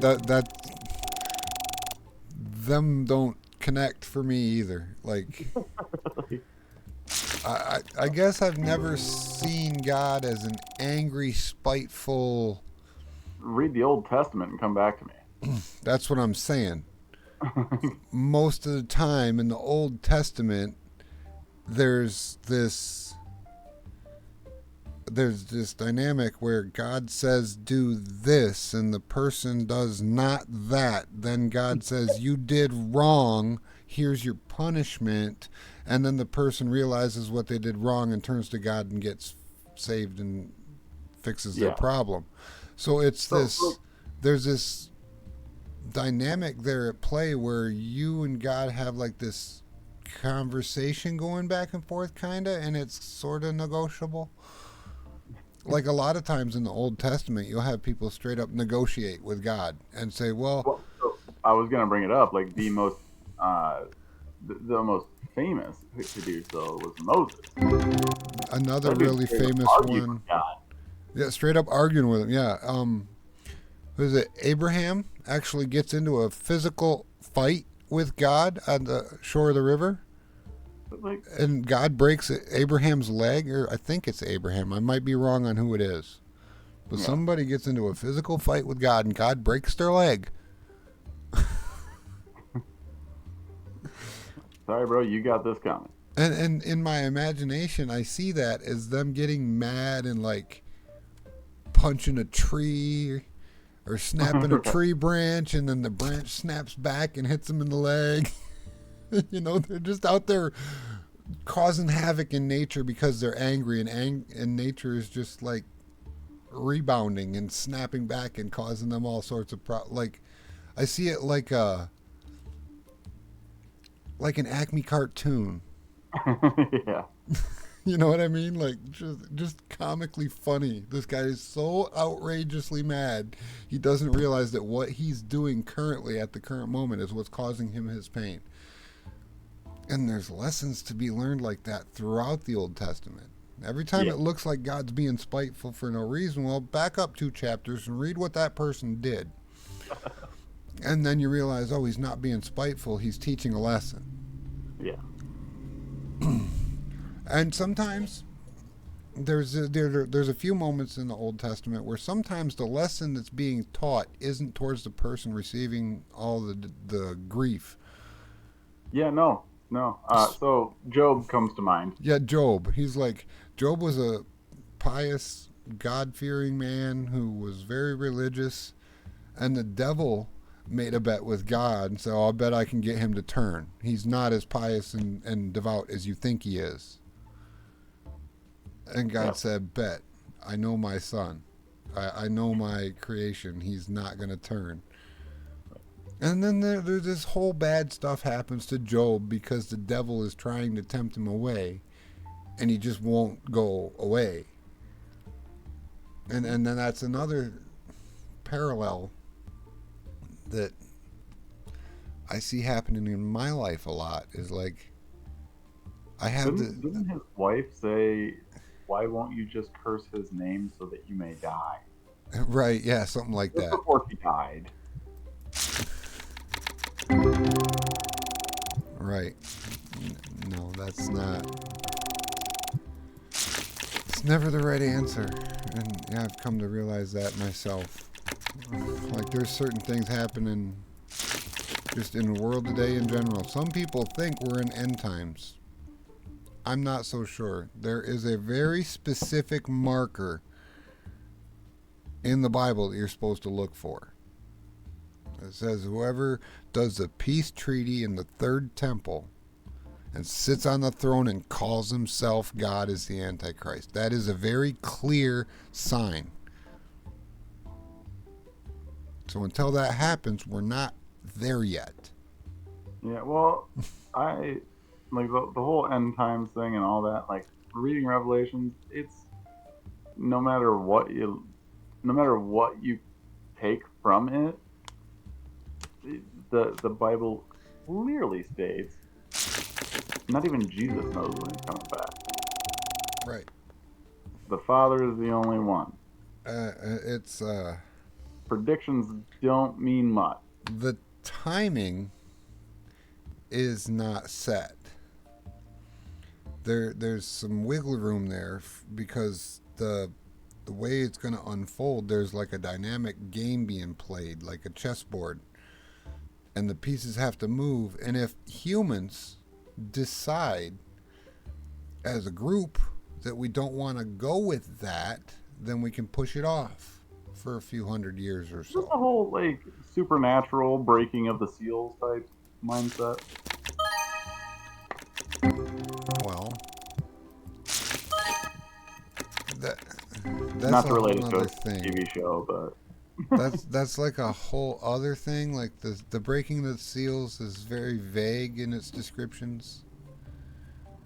Like it mentions specific places and things that will happen, but then it's like this can be interpreted in 45 different ways depending. All I know for sure is that the circumstances surrounding it were present in the time that it was written, back in when the New Testament was written. Those characteristics of humanity were present in the world at that time. The same stuff we're dealing with now, with the debauchery and the hedonism and all the greed and the self-righteous people not being worshippers of God and all that. It's the same stuff we're dealing with now. It's just now we have more technology. they can connect with each other quicker. Right. And Well, that's a two-way street too, though. yeah, and a lot of people think that it's the technology that's going to enable the whole mark of the beast end time stuff to come about. And if that's true, then the Amish are right, and electricity is the devil's blood, and we shouldn't be using technology.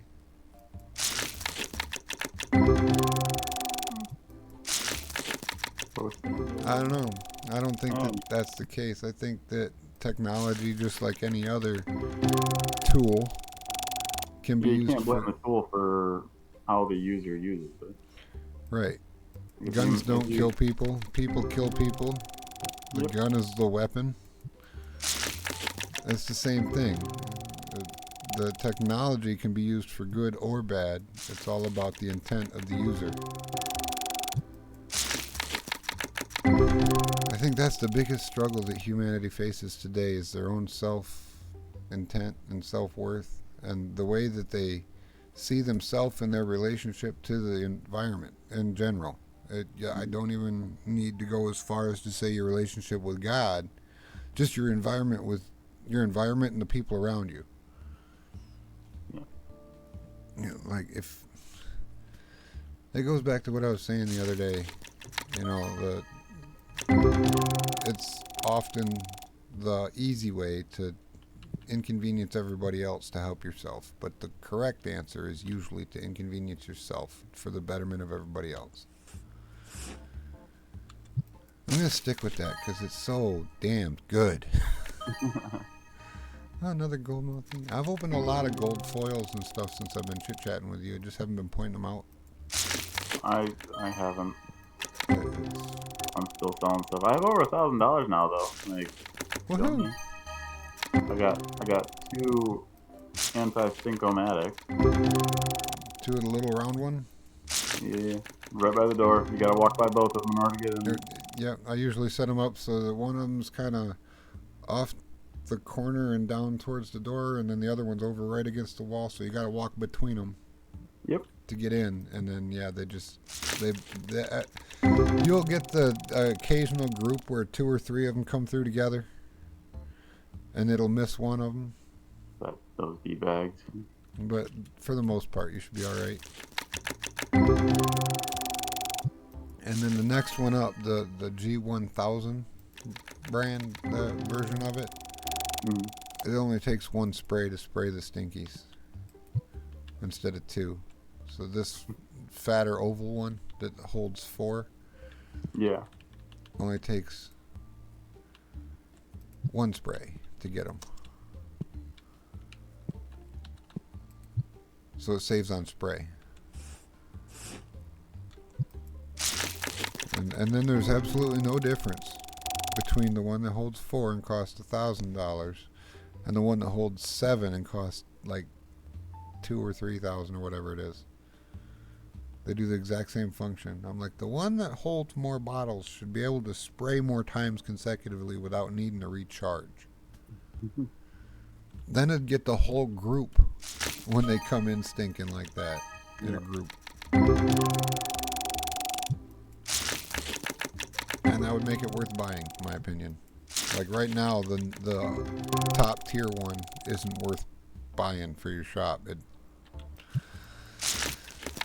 It's just a waste of money. No. I don't waste money. I don't know if you could call this a waste or not. I just opened $20,000 worth of product. I have not seen 20,000 on this game yet. So. Oh. I don't know what to tell you. Like I've got hundreds of hours of playtime in this game already. Alright. Like you just picked it up a couple days ago. You'll catch up eventually. You're not lazy. Okay, we're into the epics now. I'm trying to find them stuffs we don't have. I haven't been paying that much attention lately. Like, I know I haven't pulled anything that goes in the case yet. I haven't pulled a ghost card. I got a couple of gold foils and a couple of silver foils, but...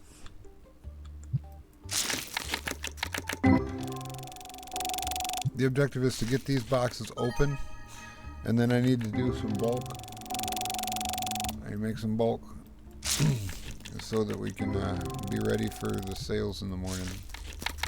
And once we get all completely ready for sales and everything... Why are the mornings so darn busy? I don't know.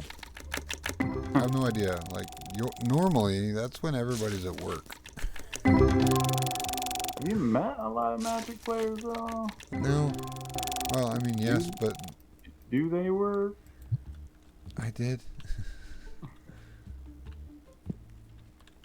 I mean, I work, but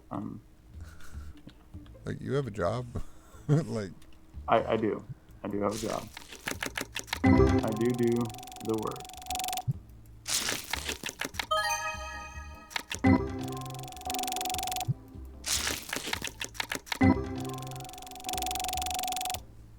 Oh, I'm gonna watch Stinky get unstunk. Boom, Dunsky. Get sprayed stinky. Yep. Get wrecked, noob.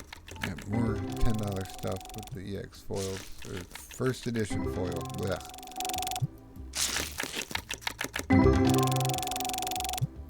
It looks too similar. With the white line and then with the pink at the gold line in it. It just looks so damn similar. I get them mixed up all the time.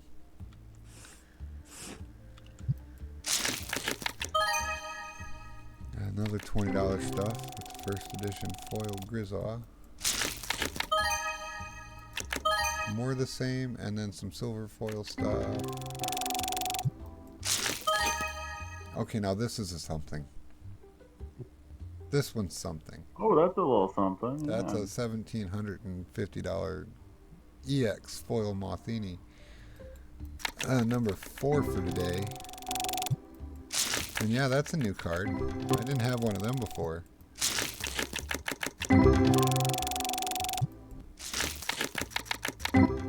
Finish opening this box. We'll go through this in the case. I'm just gonna say, playmats are worth that, man. Yeah, I'm not selling any of the accessories in the safe still. One of these days. Why yada? Hey, it's time to get the hell out. So get the hell out, guys. Very nice. Why does that look like it's base? Why does this look like base? Spoily. I don't know. It is base. Oh, okay. Let's go to Destiny. There we go. Does that mean that that's the wrong one too? Yes? Wow, there's the Mosket. That's better. And there's the Mothine. Okay, them are the ones I've pulled. Wow. I have them in both. No, that Mosket did come out of the base, didn't it? Oh well. Oh well. It's fine. I don't need it. I don't need it. Okay, I gotta fix it.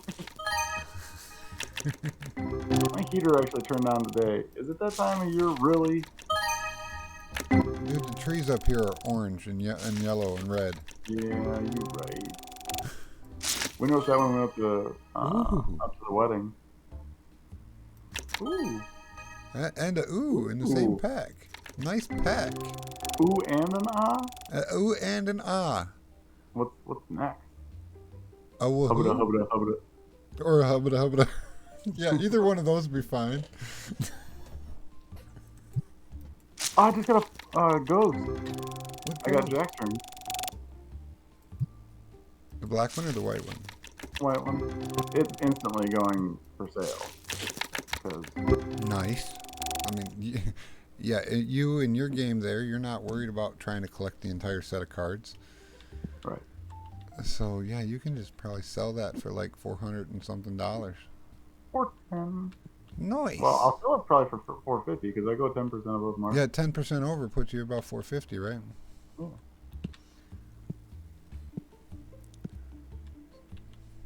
So is this guy here? Yeah, that one right there. Nice. I'll live vicariously through you once you get your game complete. Be like, yeah, I mean, I don't need to have one of everything because bro kind of has one of Because everything. my brother has one of everything, and just like the Magic collection, I can just like, Yeah. hey, hey, can I borrow that Underground Sea? Oh yeah, here you go. Yeah. I have no intention of ever giving it back. Sure, fine, whatever. As long as I know where it's at. I know you're not going to trade it away to nobody else. Let the record reflect, like, we are stupid. Alright? I mean that in the best possible way. Right? Like, I buy a card from you. I am only ever allowed to sell it back to you, and only ever allowed to sell it back to you for the amount that I paid for. Right? Or, I mean, you can make a little bit on them. Well, like, no, if I were to get that Ugin back, it'd be $100. It is not worth $100 right now. Oh no, it's probably worth No. a lot more than that. No, it's not. It's worth less because there's been free reprints. Oh, Even though that is a one of a kind. yeah, that's like one of a kind. That didn't even have a foil version. Ugin's Fate. But that's what I'm talking about. Like, so I bought all the duels from you. Right. I'm not gonna sell those back to you for a profit. Well, And it was a very fair deal. I would say so. Probably a little above fair, even. They were it was about half market value when I sold them, Yeah, about that. and they've only gone up since then. Oh, dude, the Underground Sea in the Tropical Island, Peppermint. Wow. Yeah, they've gone up a lot. I kept the ones for my deck. I thought I did. You got to. No, you didn't. You didn't even take the ones from me. The extra ones that I got, the Badlands and the In the scrubland. and the Scrub. Yeah. Well, I don't need the scrubland. That won't fit. But the Badlands, I might need that. Yeah, and I picked that up the day before Red Black, the Animator and Legacy came thing.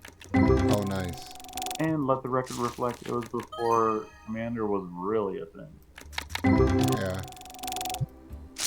I bought it for my Commander deck because I was like, why aren't people picking these up? They're not that many. It was $83 for a Badland. Yeah, no, it was $300. Oh yeah. Like I remember when you lived down in Arkansas. I went into the LGS down there, and they had something. One of the duels was in the case for like $80, and I was just like, "Yep, I'll take that." It was like, yes, please. And I then remember my I went to their competitor from the one that you played at all the time. mm, And in their basic lands box, they had all them beta and alpha basics, black bordered, eh, yep. and they were $5 a piece. And I was like, So "Yep, I'll take all of this." I was like, so what's really funny is like 4 months before you came down, I got 187 for Flaving Gold Edition foil. A who? Um, Flavenge? Clavenger? Sure. Okay, that's out of the epic packs, right? Yeah, the purple. Mm-hmm. Okay. Um, but no, I went to that shop and I was like, I was the guy that like Birds of Paradise was sitting in the commons and uncommons, and it was unlimited. Right. Okay. So like Yeah. it yelled at you to tap, Yeah. right? Yeah. It said tap to add instead of the T turned sideways, Right. And or I was the just like, or the current "Nice." new little square turn symbol. Yeah. So I could have got that for 25 cents because that was the deal, right? Anything in those boxes was 25 cents. And I was like, y'all know this. Back then, y'all know this card was made out of card. Like, I was that guy. I was Yep. also the guy that if there was anybody inexperienced behind the counter and somebody brought in a trade, I'd be like, you want this card, and this card. The rest of it, no. You know? So I look, and behind the counter, the owner had set aside all these beta lands. And I asked the guy that was working that day, I was like, what are those selling for? And he was like, I don't, quarter a piece, bud. Like, here's 20. Let me know if I get all of it. Right. So, When I was in North Carolina in Fort Bragg, I just got back from Afghanistan, right? mm, So I found a local game store there. That's where I picked up my Lotus, by the way. yeah. Your second or your third? I don't want to talk to them anyway. So I was frequenting this one store, and I was like, I talked to the owner. I was like, "Hey, is there another game store around here?" He's like, "Why?" I'm like, "I just want to go see if they've got something for sale that they don't know what they have." He's like, "Oh, yeah, okay. If you go down here, go to this place, and it's back in this little strip mall right here, and you'll find it." So I went there, and these people had a bunch of old boxes of cards sealed on a clearance rack, and they had a box of Unhinged Oh, for $75. And this was back in 2008. yeah, but still, so that's 96. So Yeah, like 12-year-old box of cards.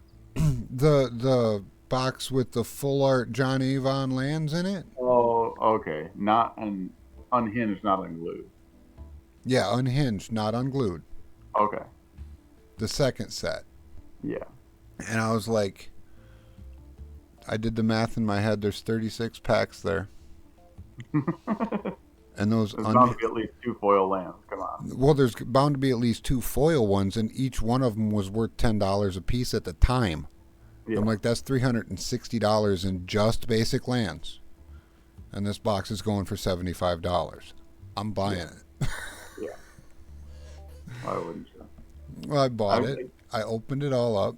I took 10 of each land out of it, and then I sold the rest of it off to the owner of the other LGS and got my money back out of the box. Oh, absolutely. And I still have that forest. And you know what deck it's in. Yeah. Yeah, yeah. It's in the commander bag. So there's vintage stock. Have you ever heard of vintage stock? Vintage stock, yes. Okay, so there's one in Arkansas where I was living, and I was in there, and I was in there for a noble reason, right? Like, what grade are lightning bolts? They're common, right? Right. And they had a thing. It was a nickel per common, and they had this box of the commons laying out. And I found like 12 or 13 lightning bolts, all worth at least $3, and then a couple of unlimited, uh, like some that are worth like $15, $20. Yeah, I thought I was ripping the store off. my playset of lightning bolts is unlimited. Yeah, like Like, but you and me Yeah. have been collecting this game since 1996. Right. 95, 96, yeah. So I'm thinking like I'm ripping the store off. Dude that I go in there with pulls out a card. Now, these people, without the symbols that are colored, they Yeah. don't know the rarity of a card. Right. So you pull Dude I out some went in there older with- stuff. He's and then- like, hey, what's this card worth? And he shows me. My jaw just hits the floor. I'm like, just buy it. I'll tell you later. It was a candelabra. oh. Oh man. Yeah, so back then it was $1,300. I don't know where the price is now. I think it's around the same because High Tide isn't really a deck. It is, but it isn't. This has got to be one of the most expensive golden foils in this set. Pretty card. Four- Jack turn. 430 for the gold foil jack turn. Yeah. That's pretty nice. Yeah. Like, there's EX foils in base common that aren't worth that.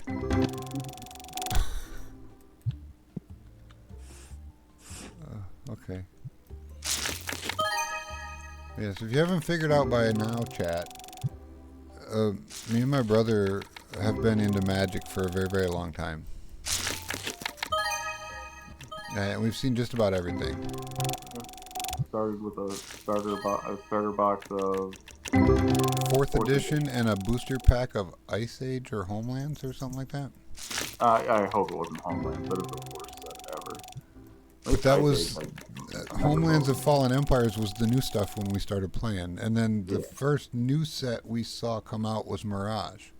and that was your favorite. Visions was my favorite. It's the art, like the depth of color and the art in Visions was just phenomenal. Yeah, something happened around Mercadian Masks where the card quality went down a notch.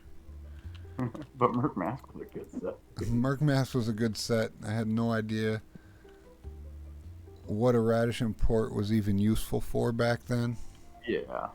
And Even though like all the pro decks had them in before. right, they're using them to untap stuff that like Library of Alexandria and stuff in Legacy back then, and like Yeah, we're gonna tap that down so you can't use. yeah, I'm gonna tap down your Mishra's Factory and your upkeep so you can't use it for your turn, and yeah, stuff like that.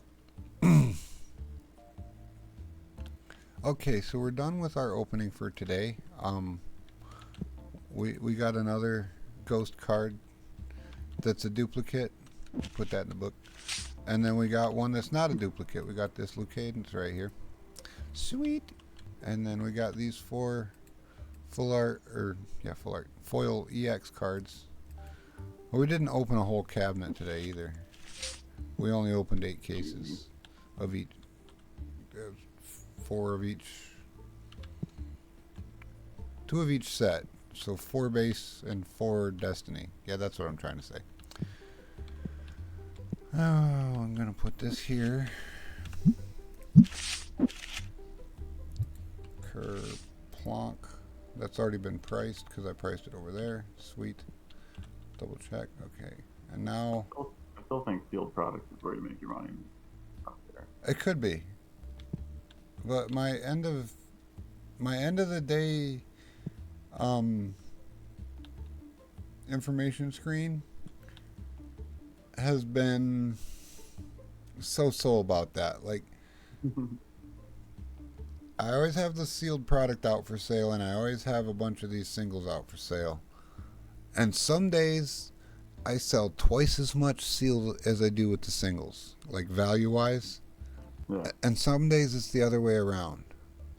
But I tend to be more consistent with the sealed product. Like it generally tends to stay right around $5,000-6,000 a day with this much available in a sales day. Yeah, just I mean, the lower your standard deviation, the better. Yeah, but my single sales can go anywhere from $3,000 a day to $15,000 a day, depending on what cards I have out available and what cards they actually buy. And like if I had a good day of pulling cards and I've got a whole bunch of full art foils up there and stuff like that, then yeah, I'm going to have a good day at sales in the singles, because just the overall value of the stuff I have out for sale is more. Mm. But then when I go through, like the next day, I'll go through and I'll condense everything down to the front table, and then I'll fill up all of this with the lower value stuff. And then the next day, my sales aren't quite as good. And it goes down and down and down. Yeah, and when I run out of bulk, it's time to open more. And I am damn near out of bulk. So I gotta fill up all these boxes with as much bulk as I can,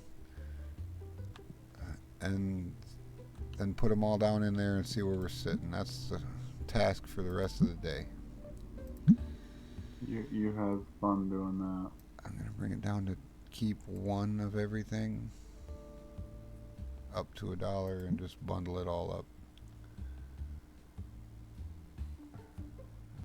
2.5. Yeah, the dual monitors was a smart choice. Isn't it nice? It is nice. You Watch can't the stream dumb stuff without like- two. You can't do what I'm doing here without two monitors. Like I got the stream, stream manager for Twitch open over there. I got OBS open over there. I've got the Discord open over there. And yeah, $51 down, but I got a lot more. Like my shelves are actually back to full. Yeah, that's. I generally, with the amount of stock that I keep in the store and the amount I'm putting out on the shelves every day, I can go through 3 days of sales without having to resupply. And that's if I don't use the stuff in my personal cabinets to resupply the shelf. If I do that, I got another 2 days worth of stuff. Mm. Today's a slow day. It's 9 o'clock a.m. and I haven't got any customers in the shop. How dare they have lives? I know. Their nerve of these people. I think they added a couple of NPCs to the game. Because I had some people come in the shop this morning that I didn't recognize. I'm like, who are you? You're new. I haven't seen you before. I know everybody that comes in here.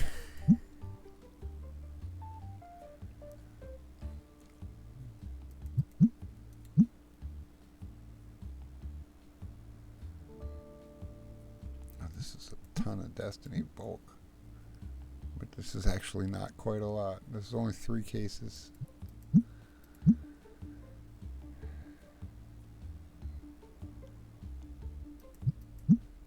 It takes so long to bulk this stuff up.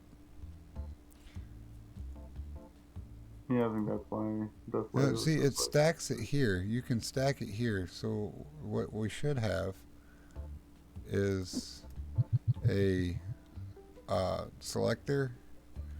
This is I want to make up to the 21 that it can hold.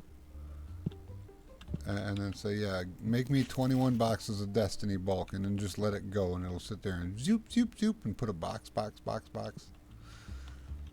Then I can have my hands off of the controls for like 2 minutes straight while it's doing that, and I can do other things.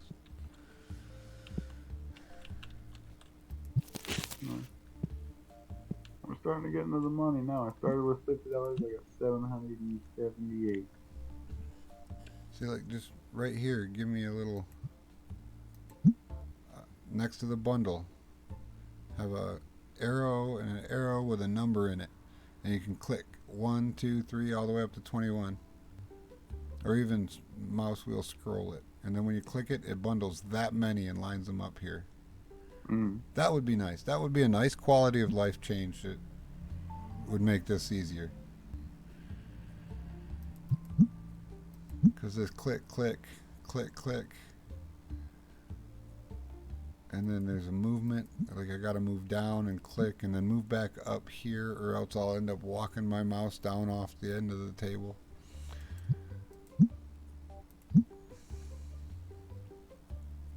I'm just kind of particular about certain things.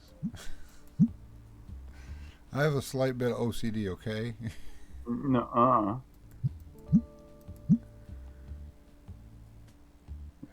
I've never helped you organize commons.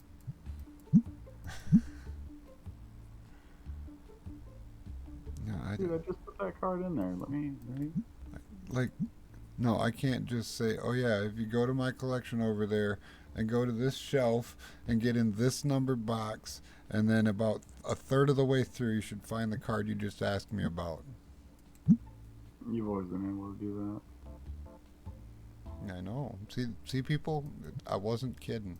I said that to stream with nobody listening a while back. So now I've got witnesses. that.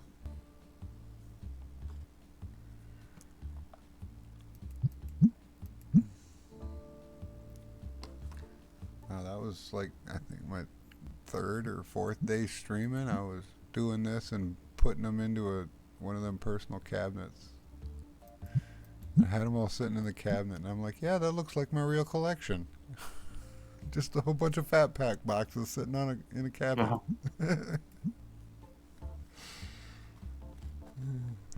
And yeah, I know where every single card is in every single box. What was that stupid game that you played where you lived out in the middle of nowhere? You drove an old ratty truck and like you grew. Oh, the Potatoes. simulator game that I was playing? I don't know if it was simulator, but, like, weren't you growing pot and everything too? That is a simulator game. It's called Mon Bazou. And you're a French Canadian, so you live up there in French Canada. And yeah, you do maple syrup and pot farming to support your car racing habit in that game. It was Trailer Park Boys, the video game. It was what? Trailer Park Boys, the video game. Pretty much. Like, yeah. Like you had a brother that lived down the road who was one of your sales points for your pot, and then there was like the grocery store owner and the owner of the fast food spot all were buying your pot. But the people who sold the parts for the car didn't want pot in their store. So you couldn't bring that in there or something like that. It was like if you went to certain buildings with the pot, you would get in trouble. Yeah. It was a good game. It was fun, but I beat it and I was like, okay, I'm done. It was mostly about the racing. Like the whole point was to get this ratty ass old beater that you start the game with to be a super hot racing car that you could win the street races at night with. Yeah.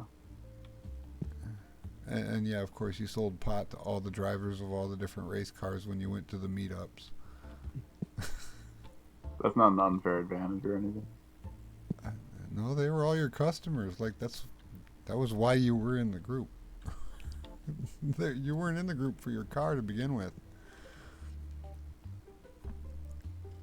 And they've actually updated that game quite a bit because now your truck that you have in that game too can be upgraded and beefed up into a big honking 4-wheel drive monster truck thing.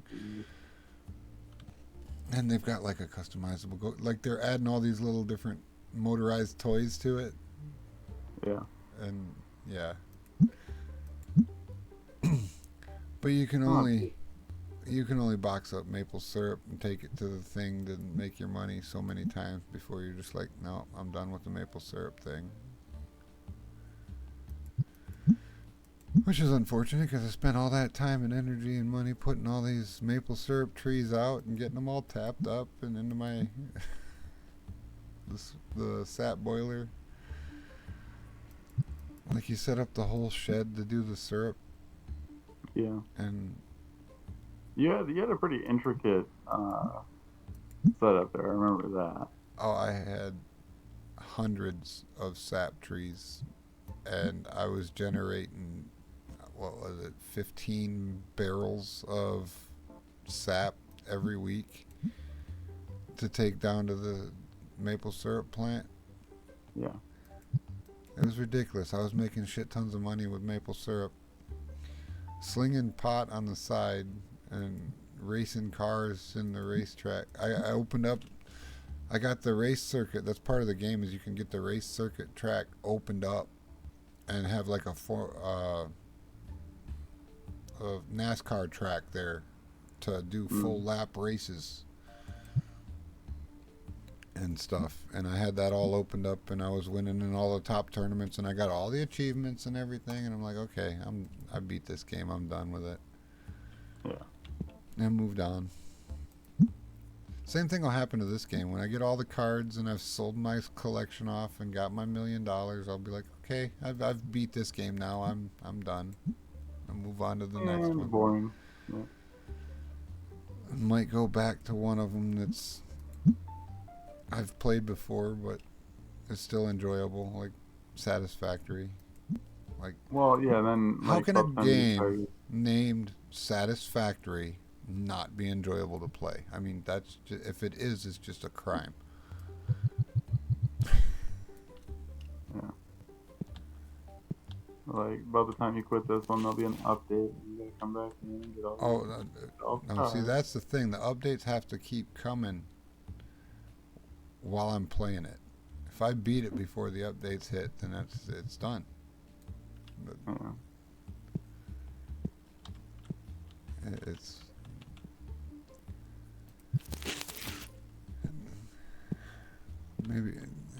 maybe instead of doing these early access open beta format things, they should do a closed beta to a select group of people and let them find all the bugs and glitches and report them in and say, okay, this is that, and then release an actual fully done product when it's fully done.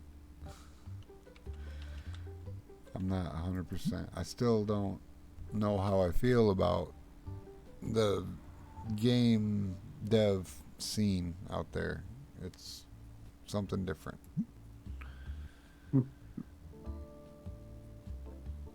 I tried my hand in that for a minute, and that did not go well. I started right before Unity decided to pull their stupid little stunt. Yeah. And I mean, since then they've backtracked it back to the way it was before, but during that few months, they pissed off a whole lot of people.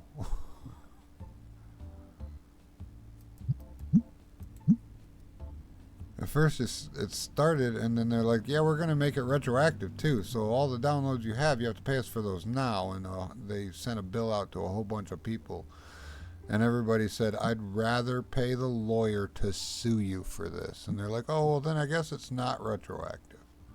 Not that big of a deal, guys. It's not that big of a deal.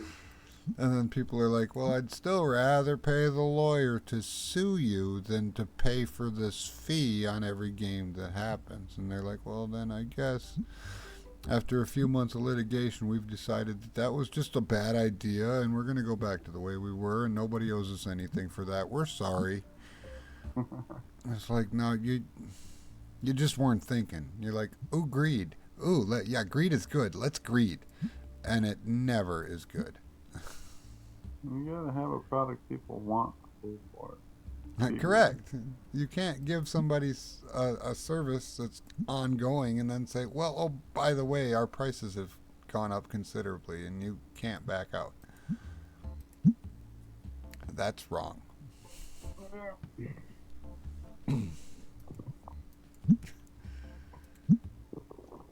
So yeah, I dropped everything that I was doing with game development when that happened. I was just like, nope. And I was, I was a fair bit along with a prototype of something that was actually kind of playable. Correct. I I was mean, there for it. it didn't have a lot, but it was. I mean, for my very first attempt at developing a video game, I'd say it was a damn good effort to start with. You're good, man. It was playable with no clear objective. And no clear objective yet, but like I had a functional map with legitimate physics, and you could interact with objects in the game world, and there was a lot that went into that. I had so many just little tiny projects to learn how to get one little piece of something working that I would scrap and then say, okay, take what I learned out of doing that and put it into this to get this part working, and then okay, go start a new project and learn how to do this bit of everything and get that going, and then okay, scrap that, implement that into the project I was working on. I still have it here. It's just I might go back to it now that things have reverted back to the way they were, but it's just every time I try to get into something, something weird happens like that, and it's like it's not worth it anymore. I can't be the only one that feels that way. So, my buddy Wes that came up to the parents' house the other week and go fishing with me, he now understands that it is impossible for me to have a normal story. And what I mean by that is I can't just go to the gas station. If I go to the gas station, even though I'm living 200 miles away from where I grew up, I'm gonna bump into somebody that I went to high school with, haven't seen 20 years, something like that. And Yeah, then as okay. I'm pulling out of the gas station, like grandma's gonna fall into the street, and I'm gonna have to get out and like block off traffic so I can help her get up and get back to her car or whatever, you know. Like I just can't have a normal story. And he was a disbeliever of this for a while until we go up to the lake to go fishing, and he takes off the lower end of his motor uh, on his boat with a rock wall, and then this trip his diesel blows up, Yep, yep. and then I didn't even tell you this. We went out on the lake Saturday morning, and some people were trying to load a pontoon up onto the trailer to get out of the water for the winter, and this guy was an idiot. Like, there's no two ways about it. This guy was an idiot. So the pontoon was cockeyed on the trailer, and like so neither one of the tunes were sitting in the trailer the way they should. And so when he started to pull it out, the pontoon shifted, and it looked like it was about to fall into the water. And so this guy walks up to the crank and flips the safety switch that's literally holding the pontoon in place right. And that thing spun the crank so hard it came up, and I swear it probably broke his orbital circuit Wow. and sliced his finger like wide open. So like me and Wes, we like jump out of our boat, tie it off, and like take our socks and shoes off, jump in very cold water, and we're like back the trailer and boat up. I lock the safety switch, and like we'll get it loaded up for you while this guy is tending to his wound. And then we end up having to disconnect it, and Wes backs up and drives it up on there, and I crank it all the way up on there, and all right, you guys are good to go now. The hospital's about 14 miles south, and then we load up his trailer, and we're pulling out, and like that was all just before I had to leave for the wedding, and he's like, "I believe you now, Lloyd. You can't have a normal story." Like, and I took pictures of the pontoon as we're rolling up to it, but like, yeah, no, bro. You I believe when I tried. tell you, like, I this tried to crazy stuff tell happens. you. You didn't want to listen. The second part to that story is I have a memory that allows me to recall all these crazy things. Right. Yeah. Did I tell you about the husband and doing me dirty The last depends. Thursday? I don't know. Okay, so there was a life lesson, and for all the viewers out there, take heed. If you work second shift, do not start a project before you have to go to work. Right. That makes sense. And this also ties in with that old joke of when a man says he's going to do something, he's going to do it. There's no reason to bug him about it every 6 months. Right. That's the same joke you gave us last time. Like, okay, so I did tell you about it. So is this related to the dryer The or the dishwasher. Yeah, dishwasher? yeah. Yeah. So we're going to skip that. Watch previous episodes for full story.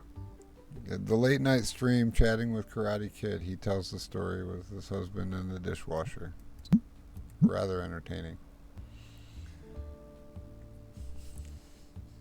I can't have a normal story. Like, even the dryer was a beast. Like, hey, it's not heating up. Okay, it's a heating element. Okay, it heated up once and then it quit again. Oh, it's the fuse. Okay, it heated up once and then it blew the fuse. Okay, it's the thermostat. Like, the next thing to go is just the computer in the dryer. Like, that's my logic, and I'm sticking with it. So if it goes bad again, we're just gonna get a new dryer. New dryer? Yeah, that's. If it goes bad again, it's time to get a new one. Yep. Yep. We're in It's above like your the amount Jeep. for parts Like when we originally paid for it. The you Jeep get is that. still alive. I don't care. I'm never getting rid of my baby. You've had to fix that thing so many times. Well, since I moved, I've drove it maybe 3 months, and I've been down here for over 2 years now. Right, because you got the beater with a heater to do your commute back and forth to work with. I was borrowing it from a coworker for a while, and then I was actually paying for it.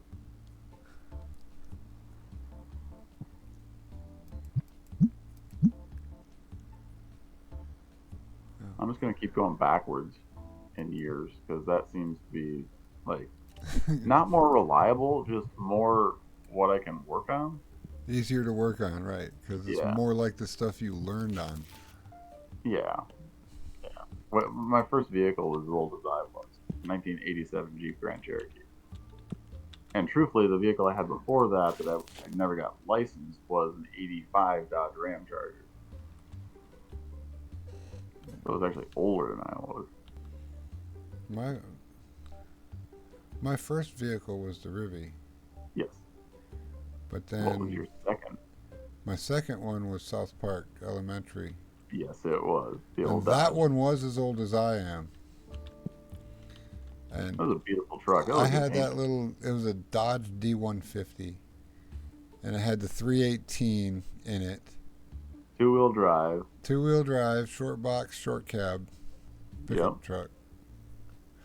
Pretty If it was built in the 90s, it would have been called a Dakota. Like it was the shortest, littlest kind of truck you could get from Dodge at the time.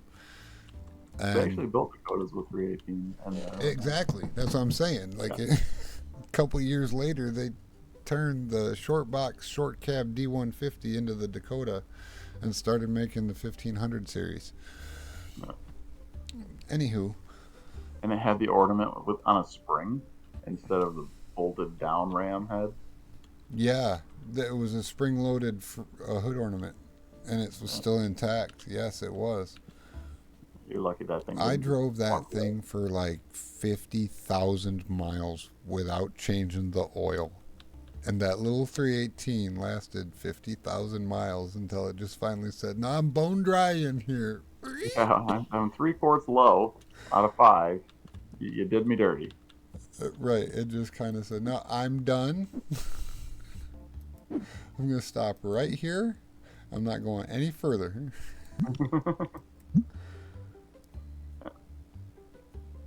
But that thing got me places.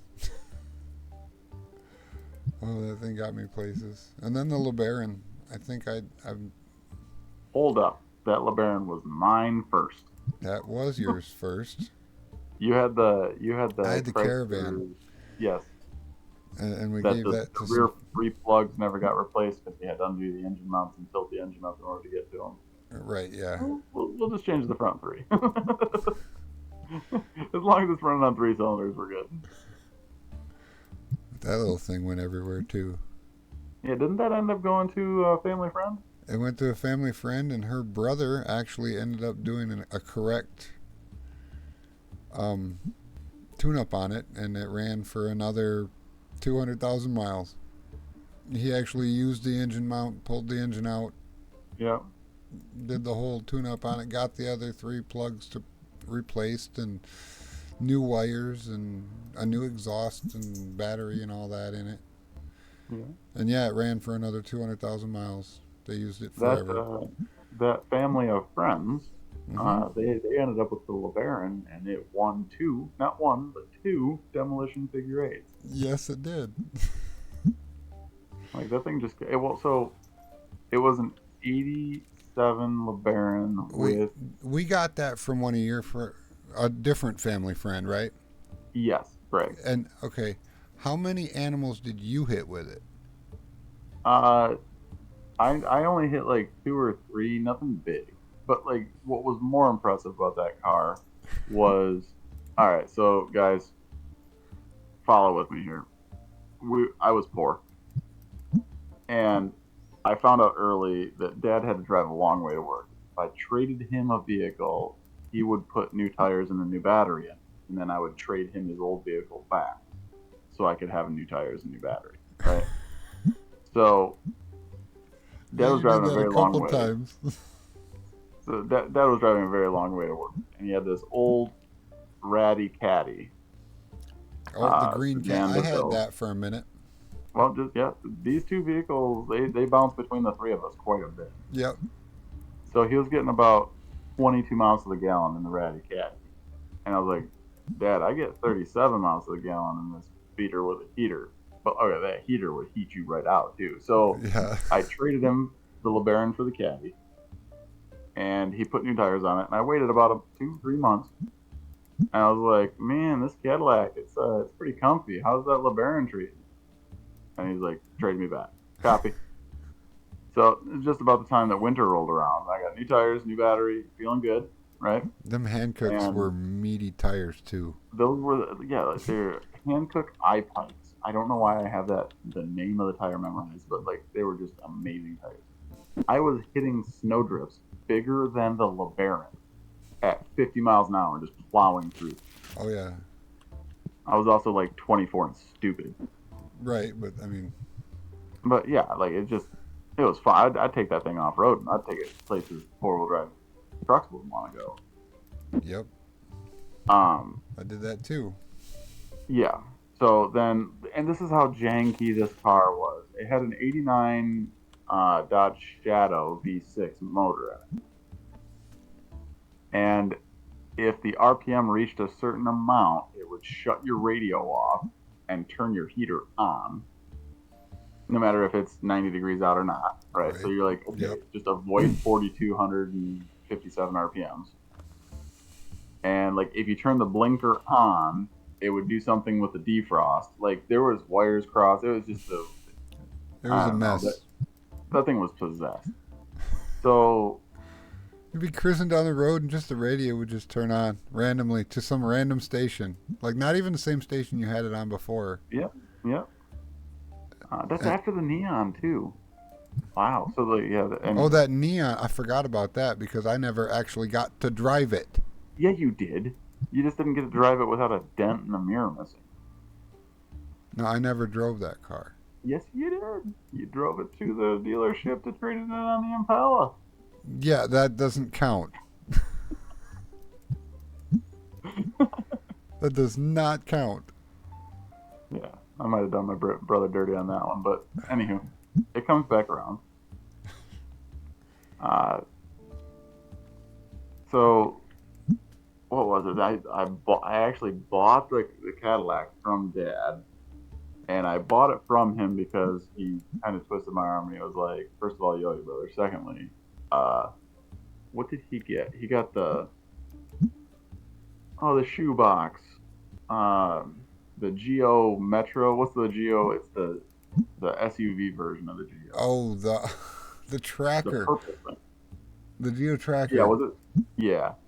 He got the That thing tracker. was a stick shift, Yeah, and it had 4-wheel drive in it with a little short wheelbase. yeah, yeah. Couldn't get it stuck. So he got that. He was like, "You're buying the Cadillac from me for this much, and you're giving your brother this car because whatever vehicle you were driving at the time." He's like, "I don't trust it," and he has his son, and yeah, no. I'm like, "Okay, copy." So, Oh, my Jimmy.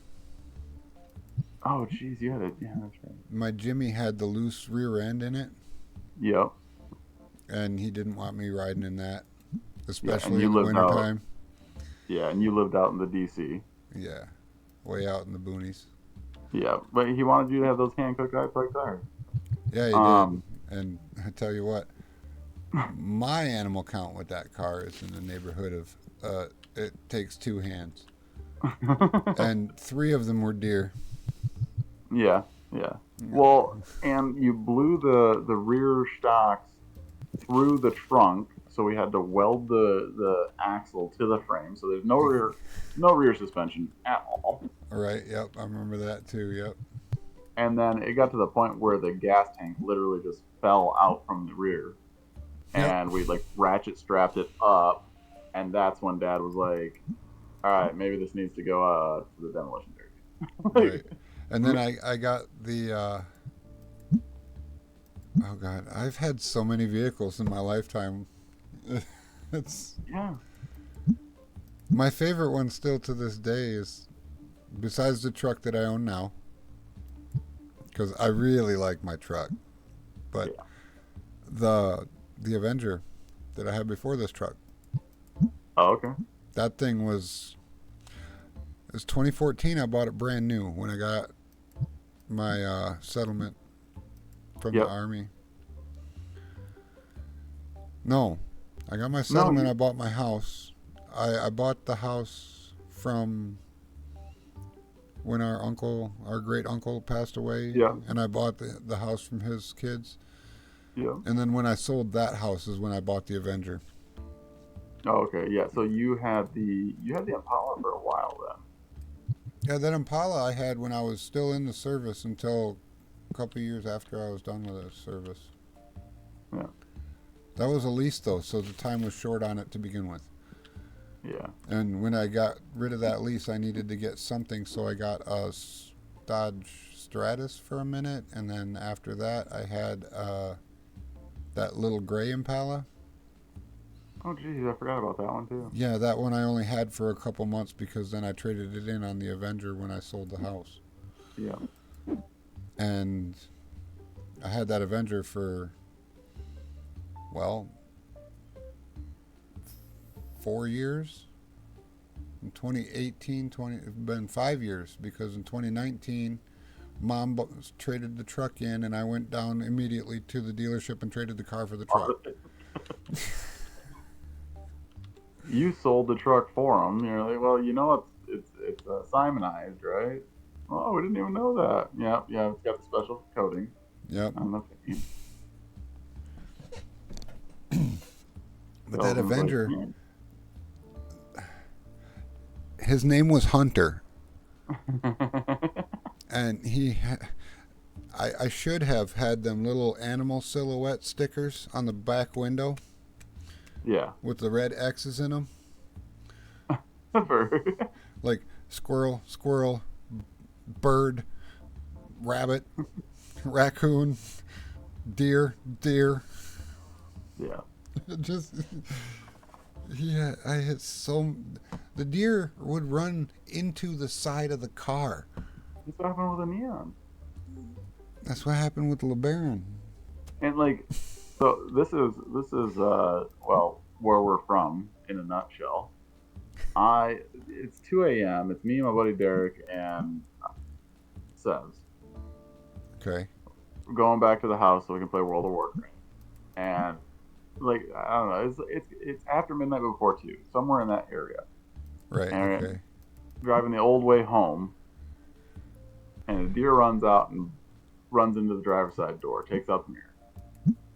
And I get out and I walk up to the deer, and it's just sitting there, and I can't tell if it's breathing or not. Like there's no, it's dead of winter. There's no fog coming out, like nothing like that. And so I'm like, all right, well, being from where we are, like that's dinner. Sure. So I walked back to the car, and I was gonna find a rope or something so I could tie it to the trunk, Yep. and it starts moving.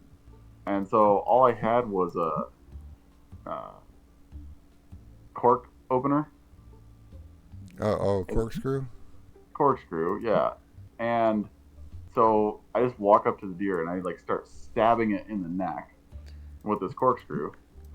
And a cop comes up over the hill, turns its lights on as I have blood like all over my hands, still squirting out of the deer's neck. And like he's like, did you hit the deer? I was like, yeah, I'm just taking it out of its misery. Because it was broken legs, all that stuff too, right? Right. And he's just like, he turns his lights on, just parks in the middle of the road. He's like, just let me know when you're done. All right. He ended up giving me a ratchet strap to put it on No, the trunk. cop should have come down and used his firearm to help you with your task. Nah, it was basically dead at that point. Like, I get a quick death, and like that's something Dad really instilled. Like, an animal deserves a quick death. Yeah. The quickest one I could offer it. Right. Oh, just $2,000 for uh, that's an What'd you get? EX foil. Full art foil. Yeah, it's Nice. an angel thingy. Angie's. Sure. It doesn't. The name isn't there because it's full art. But that is. Let me Yeah. see what it is. Yes, NG. Yeah, that's the one that I opened the EX foil very, very early on in my save. Mm-hmm. It was the very first high dollar card I ever opened. Was I her just opened another EX. gold foil of the same freaking card. Yeah, well, I sold the EX foil, and I haven't seen another one. I have all the other versions now. I just have a feeling that that card is going to be the bane of my existence. Yeah. Because it's like, it's one of them super uber rare ones, but You only get one per save. yeah, you're only going to get that once, and then it's never going to show up again, and you should have never sold that one. Rah! Okay, come on, devs, with the card trading from the people. They come in, they have things to trade, and somebody comes in with that card, so I can. And we can even make Or it this same make it guy like that's. old school Pokemon and make it where we can trade cards between each other. What? Like from game to game? Yeah. No, that would change it that would change everything. Yeah, it would. There'd be a black market for actually literally buying these cards for money. No, that turns it into pay to win. We can't do that. That's What the do you win in a simulator? What do you win? glory, Okay. bragging rights. All right. All right. I really got to throw this out there for everybody. If you're bragging about being number one in a video game where you're not actively making loads of money, you are bragging to a bunch of nerds. Nerds. I'm king nerd. Yes. Like, I'm very much well come aware of what I'm doing. on. Like, I know what I'm doing too, right? I'm passing time playing a video game. Copy. Right. I'm out of I, boxes. very rarely am I like, I'm such a nerd that I did this. Well, Diablo 2, I will brag about. You nerd out about certain things. Yeah, probably. Out of boxes. I need. Well, how much time we got left? About an hour.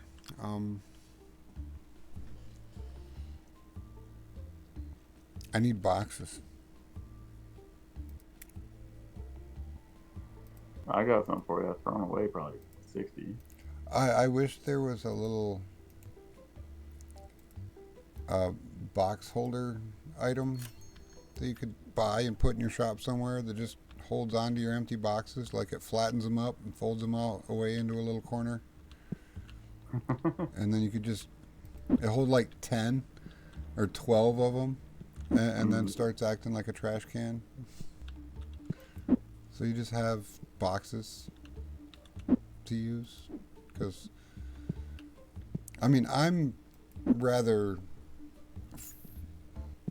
careful about my boxes. Like I keep a good count on how many I need and stuff like that. But my worker, every time he empties a box, he just throws it away. And sometimes I need him to keep those. Yeah. And if he had a little empty box storage device, and it's like just a little U-shaped metal rack that keeps the flat ones in it. And you could set it to say, well, I need 16 to fill a complete storage shelf, so let me keep 16 in there. That would be solution. But I have to go pee, so I'll be right back. Here, we'll let the people look at this while we're gone. There we go. Here. You look at that. I'll be right back.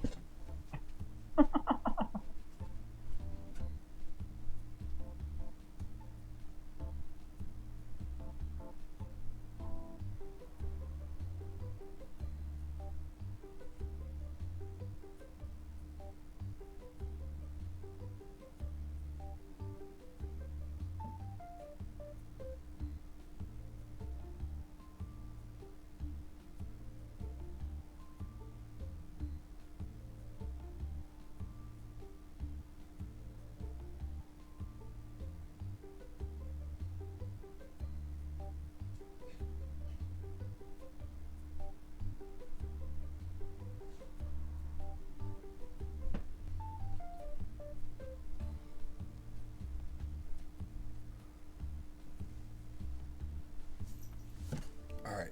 I'm back. That was rapid. I went to the bathroom and I pissed. That's it. I had to go though. I really had to go, so it came out quick. Don't need to know. Do what? I don't need to know. Okay, I just bought these 4 boxes, but they have stuff in them. Now I need to empty these boxes out. Dang it. Guess I'm gonna have to open some packs.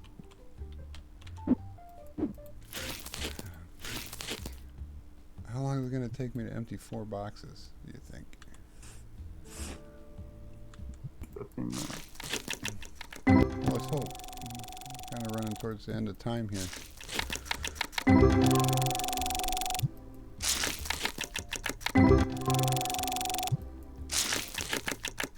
Not even really looking for anything in particular. Like, we could always use the gold edition foil Plowop in this box, so. I put the expensive card at 20% above market value. Somebody wants it, they're going to pay $2,400 for that certain card. At $24.50. Sure. Like, don't be cheap. You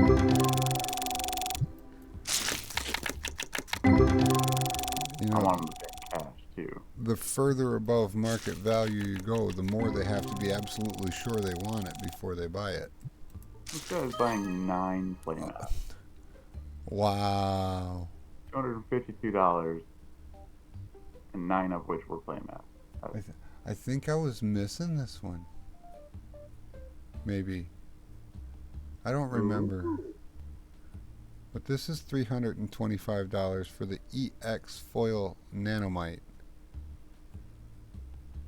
Yeah, remember when I got that gold foil and said there was EX foils and base that are worth less than that? Yeah, example.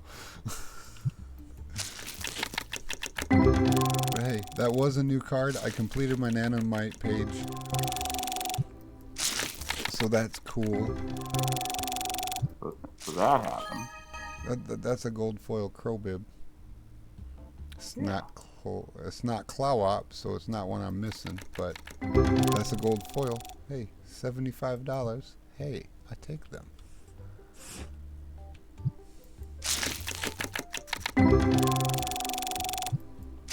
Nobody's got the balls to buy that card yet.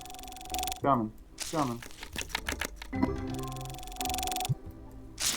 Sure, I'll get an achievement for doing that.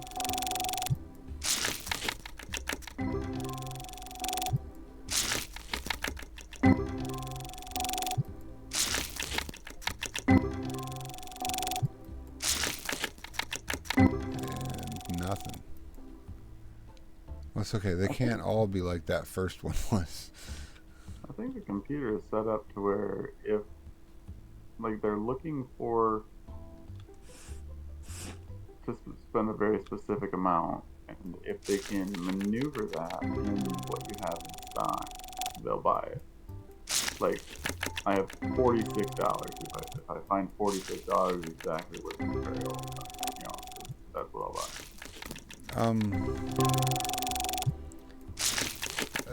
The way I understand it works is each customer has a random amount of money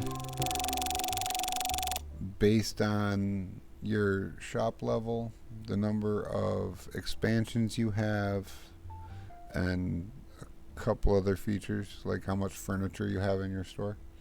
Mm-hmm. And then some of them are looking for specifically certain items. Yeah. And some of them are just randomized, and they'll buy whatever. And it's the ones that are randomized that work similar to the way you're talking about. They come in, they're like, I've got $85.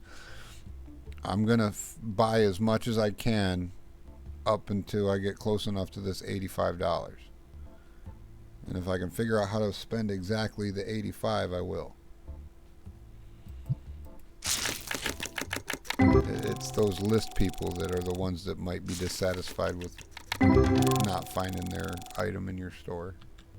I have choice words for them. Yeah, shop somewhere else if you want toys. This is not a toy store. This is a card store. We don't sell plushies here. We don't sell figurines here. I will. I'll sell whatever makes money. So, difference between me and my brother. I'm not in this for achievements and stuff. I just want to get a lot of money. There's achievements tied to that too. Required level 80. I'm gonna get a different playmat. Oh yeah, and some of them accessories are like high ticket items that require a high level store to even have them. So there's a completely legitimate store management game in this game somewhere. Like I'm not doing that part of it, but it's there. I'm just doing the cards part.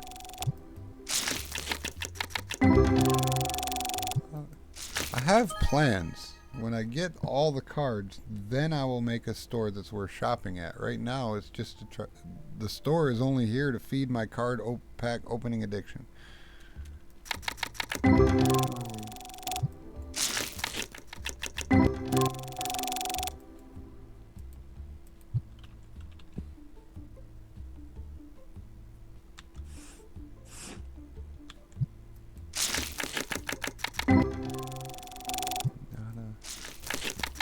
Nothing. Ugh. Almost level 71. I need another 1500 XP to get level 71.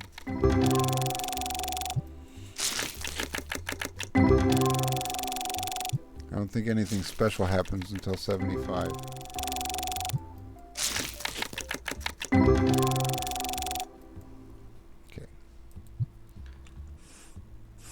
What am I doing? I'm making more base bulk in my collection, trying to empty these boxes to put the bulk in.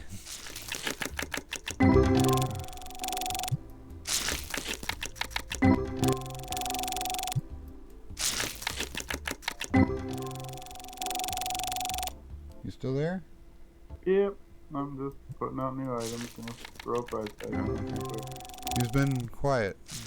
Oh, yeah. Thought you might have DC'd from me or something. Not yet. Come on. Gold foil claw wop? Nothing? Okay. Box over here. The fact that you have these names memorized. Oh, I've seen them so many times. I've opened quite a bit. I have not looked at many names.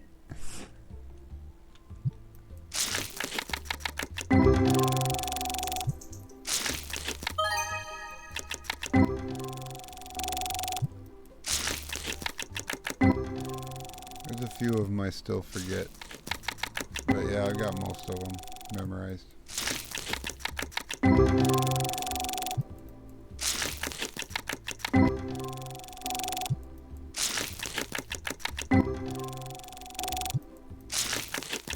They're gonna make this game a game you can play against your customers. I think it's gonna be kind of fun to do that. Like participate in your own tournaments. Mm-hmm. Well, if the shop wins, then I ain't gotta pay out my reward money. And maybe I get a refund on the money I put on up front in the beginning of the day or something. If I win the tournament. I don't know. It's still in early access. Anything can happen. Correct. Woohoo. $40 good piece of candy. Piece of candy. Piece of candy.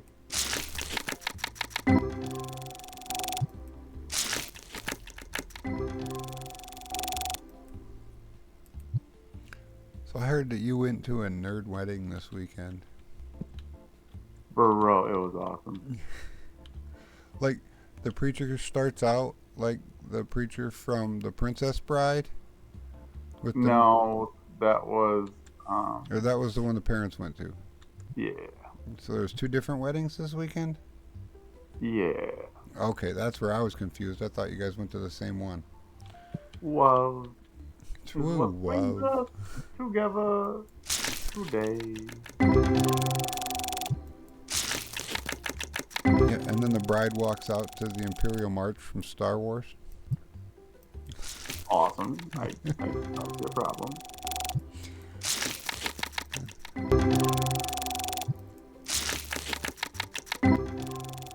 I don't, that just, I mean,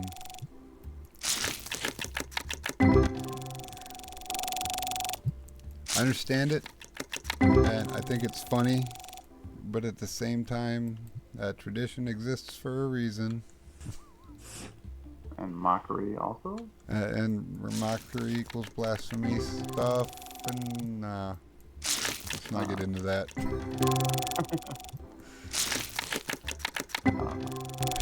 Mockery is well, no, it's not mockery. What is it? Pretending to be somebody is the highest form of flattery. Oh, I don't think I had this one either. What is this? I'm just doing cleanup. I'm not supposed to open all these good cards during cleanup. 781. This For girl is just sitting in my shop. It's closed. I don't. I can't Is he help at a table by himself? her. So, yeah. Or yeah, okay. Themselves. Table by themselves. Yeah. You go up to the table and hit Q. They will get up and walk away. Oh, huh. You can hang out with me. I don't care. You stay around too long, though, I'm gonna hand you a freaking. Well, they're waiting for somebody else to come in and sit down next to him. So if you got the shop closed, nobody's going to come in and sit down, but they will stay there and wait forever. Yeah. And then that means they'll be there in the morning. No, Right. no. When you get enter to go to the next day, it should reset all the NPCs. I don't know what the game does. I click buttons and put prices on. I click buttons and stuff happens. Yeah.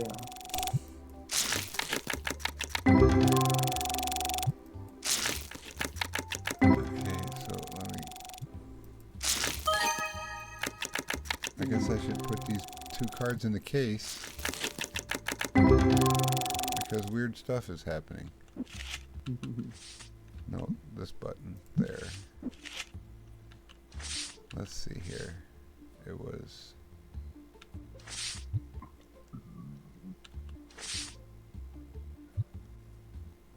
It was.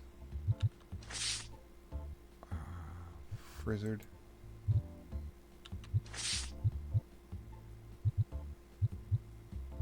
Where is it? Nanomite. Oh yeah, there's like all these gold foils here are worth more than this EX over here. So strange. Okay, that's what I've opened since I've been opening just this stuff here just to get boxes for bulk. And I'm opening all these bombs. You're welcome.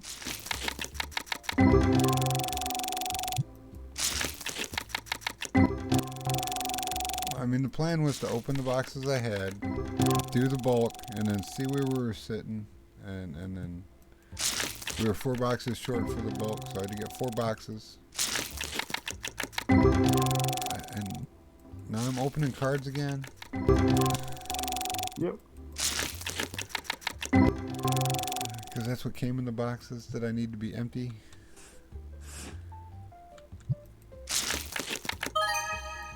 What'd you get there? Just $10 stuff. Oh, okay. Here's $30 stuff. Yay! Yeah, we like $30 stuff. The silver foils are cool.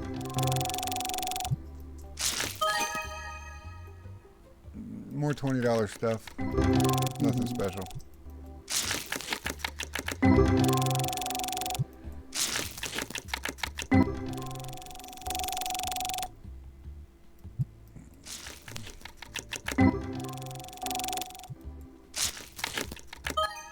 So, our cousin that did get married, he really, really does like rock and roll.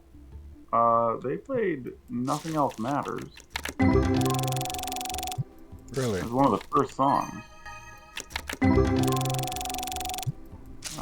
Oh, that's a good song. Him and his mom danced to Leonard Skinner's Simple Man. Another good song. They didn't play any of the stereotypical white people wedding music. Meaning, like, Mr. Brightside or Don't Stop Believin' or, you know what I mean? Like, Cha-Cha. The normal wedding dance and stuff. Yeah.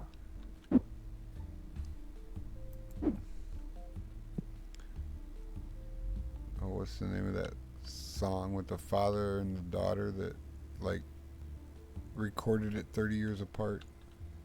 Nat King Cole, the Unforgettable. That's the one. No, that's just Our Family, bro. Oh. Yeah, it's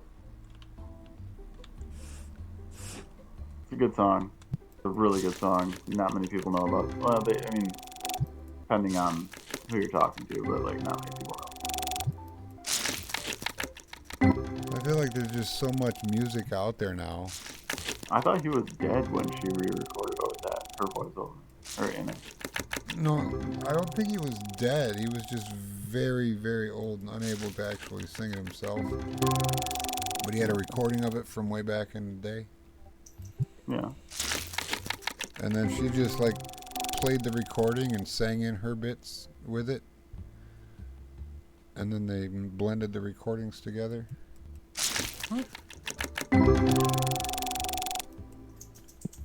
Funny to think that that's how you make music nowadays, but back then it was like very difficult. Yeah, back then it was very, very difficult and cutting edge technology, and nowadays that's It's all there is. commonplace. There's nothing new anymore. Yeah. You overlay the music that you make to match your voice. And then if you don't hit the note just right, auto-tune.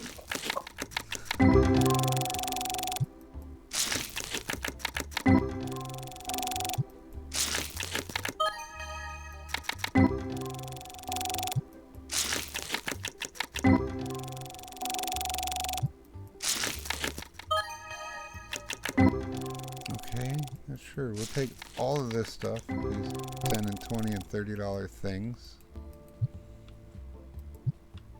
I'll bring this back over here so I don't get confused. Is there an achievement for throwing away a box full of cards? No? Can you throw away a box full of cards? Yes? There You should be throw an away a achievement. case full of cards if you wanted to. I don't know why There you should be an would. achievement. Just to let you know how stupid you are.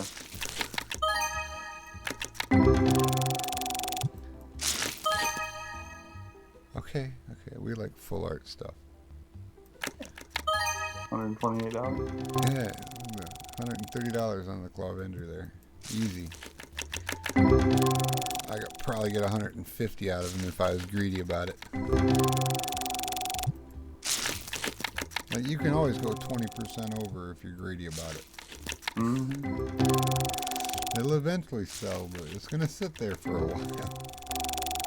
And everybody's like, wow, that's expensive for that one. Yep. Don't look at it unless you got money. Yeah, but the guy with that card on his list is going to just complain about the price and then pick it up anyway. So Right.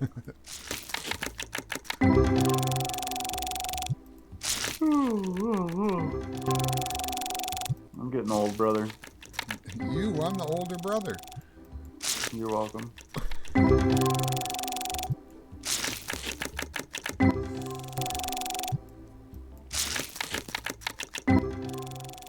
I have an idea. If you're going to be on around this time again tomorrow, Yeah. when you get on, we could play around a Clank. Ruh-roh.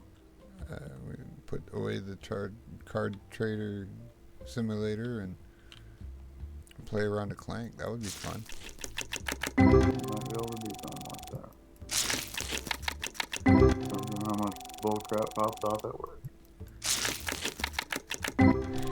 Right. Everybody and their brother who wants to try to sell me something been calling me today.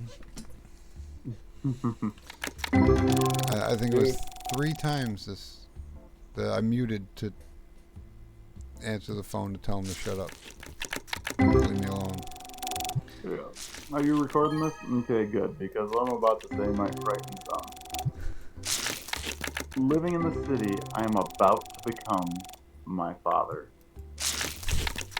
And so we used to live in a podunk little town, and if somebody went door to door trying to sell something, like shotgun, he hated getting telemarketers, let alone somebody knocking on his door, right? In the city, at least 3 times a week, people are trying to sell me something. Door to door? Door to door.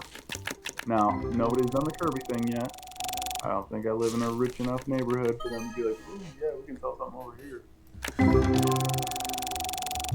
But, yeah, usually cable internet. And I'm like, bro, no. And I tell them something that's not entirely true. I will tell them I already have an internet service provider, which is true. And then I will tell them who I know the best deal is, but also the suckiest internet. And then I'll be like, look, I just stream and barely play online. I don't need the world's fastest internet. Especially I don't need it to prove how big my dick is or anything like that. So just on with you. Get gone. Mark me down as don't need it ever. This one guy tried to sell me on, well, we got this new internet coming, and if you don't get on it now and pay for it, then you won't be able to get it. I was like, that's not how the internet works. Like, for real, I know for a fact that my brother paid for cable to be laid in his area, and then everybody else in that area was able to get it for free. Like, he had to pay for the cable to get put in, installed. Yeah. I had to run cable like a quarter mile down the road to get it to my house, and then everybody who had an address between where it stopped and my address had flyers on their doors the next day saying, "Oh, you have access to cable now. Would you like to sign up?" Yeah. Absolutely, that happened to me. It was like $2,400 or some shit like that. I remember. And like, so truthfully, they should have made those people like at least pay $30 towards it or something like that off the get. That's what I was trying to tell the company. You know what the company? It was Spectrum Charter. Yeah, You know what they told me? Oh, you should have canvassed your neighborhood and got your people in your neighborhood to pitch in on that. yeah. It's my job to sell your product, you dipshit. Actually, not a bad business model. Like from a business side of it. Yeah, from Like, a business management efficiency side of things, yeah, that's the numbers look very good on that system. But yeah, here we are again at that inconvenience everybody else to benefit yourself thing. That's a perfect example of that right there, and I'm not about it.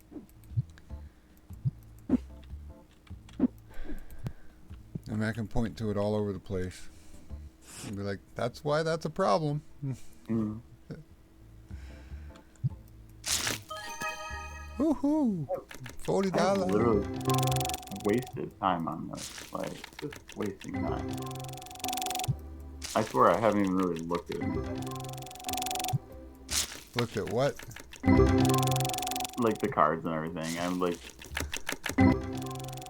I'm not being you in this where I like remember names and what I'm missing and what I'm not and all that. I'm like, is there anything worth selling? How much is that one worth? Right. This is all bulk. It goes into bulk boxes, and then this stuff all sells. Yeah, I don't have a bulk table yet. I'll get there, don't worry. I think it unlocks at level 10. Ah, dude, I'm level almost 18. Oh, so you should have it. Or at least Yeah, I have just it haven't unlocked.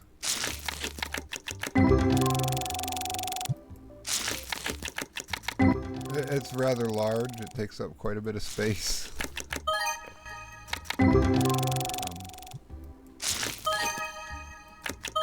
It could be understandable if somebody would to be like, say they got 4 or 5 of these racks here that they fill it completely full of bulk, and then they sell the table, and then when they need to make more, they buy one, plonk it down somewhere, use it to make a bunch of bulk, and then sell it off again. That's actually feasible,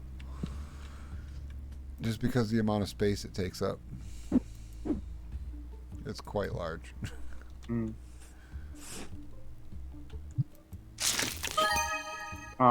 So here's one for you.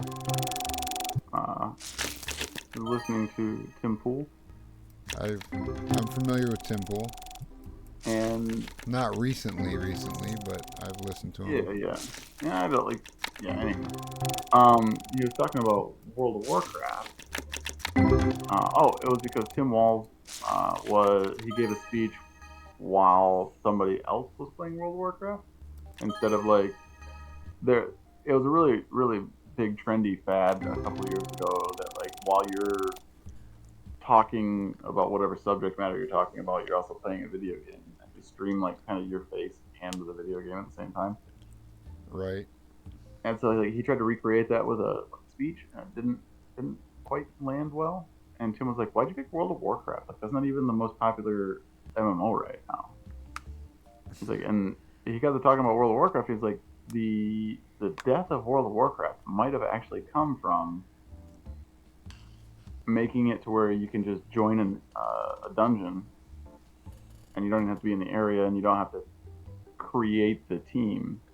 You can just click a button, say I'm a tank, go in, do the dungeon, like run through it really quick, and then just jump out and be done with it. And they made it easier to do the dungeon. Like if you do use that auto find button, the strength of the dungeon actually increases to the lowest denominator of player, like what their lowest, the lowest powerful character, least powerful character. Wow.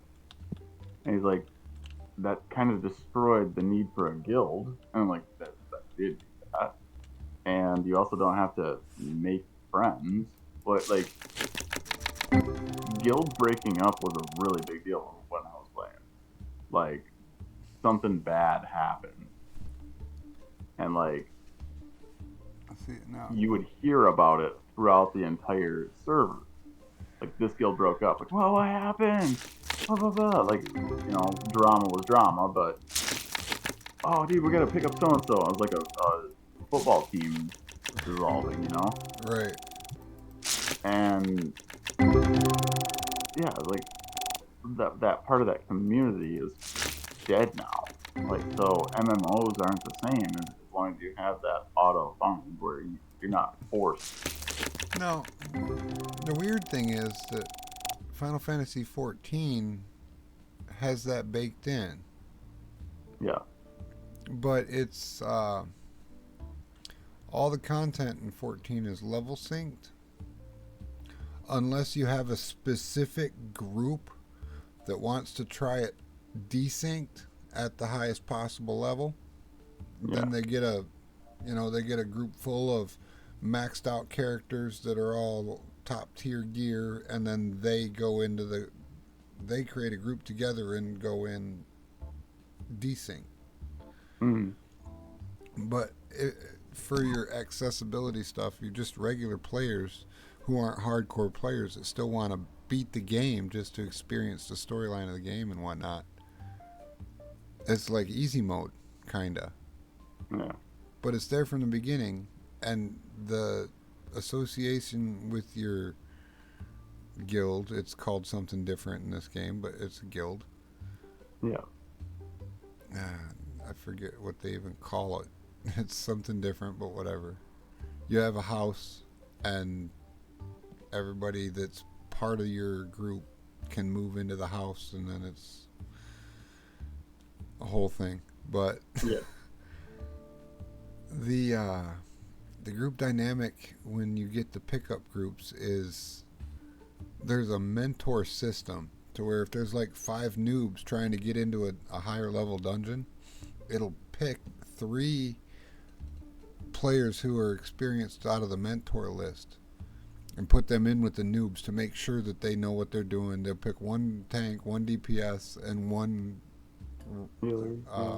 healer out of the mentor group to carry the group through so that everybody completes on their first go and they learn how the mechanics work. And there really were, like, I guess this is more of a difference between Final Fantasy XIV and World of Warcraft. But I rather enjoyed 14 when I played it. yeah. But I don't want to pay a subscription to play a video game. And that's most MMOs are like that. And then Well, not only that, but then when the new DLC comes around,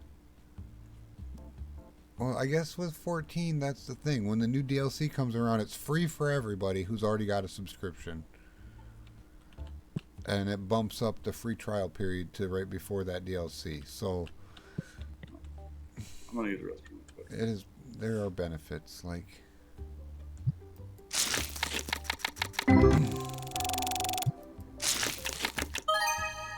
that game is. It's easy till it's not. Does that make sense?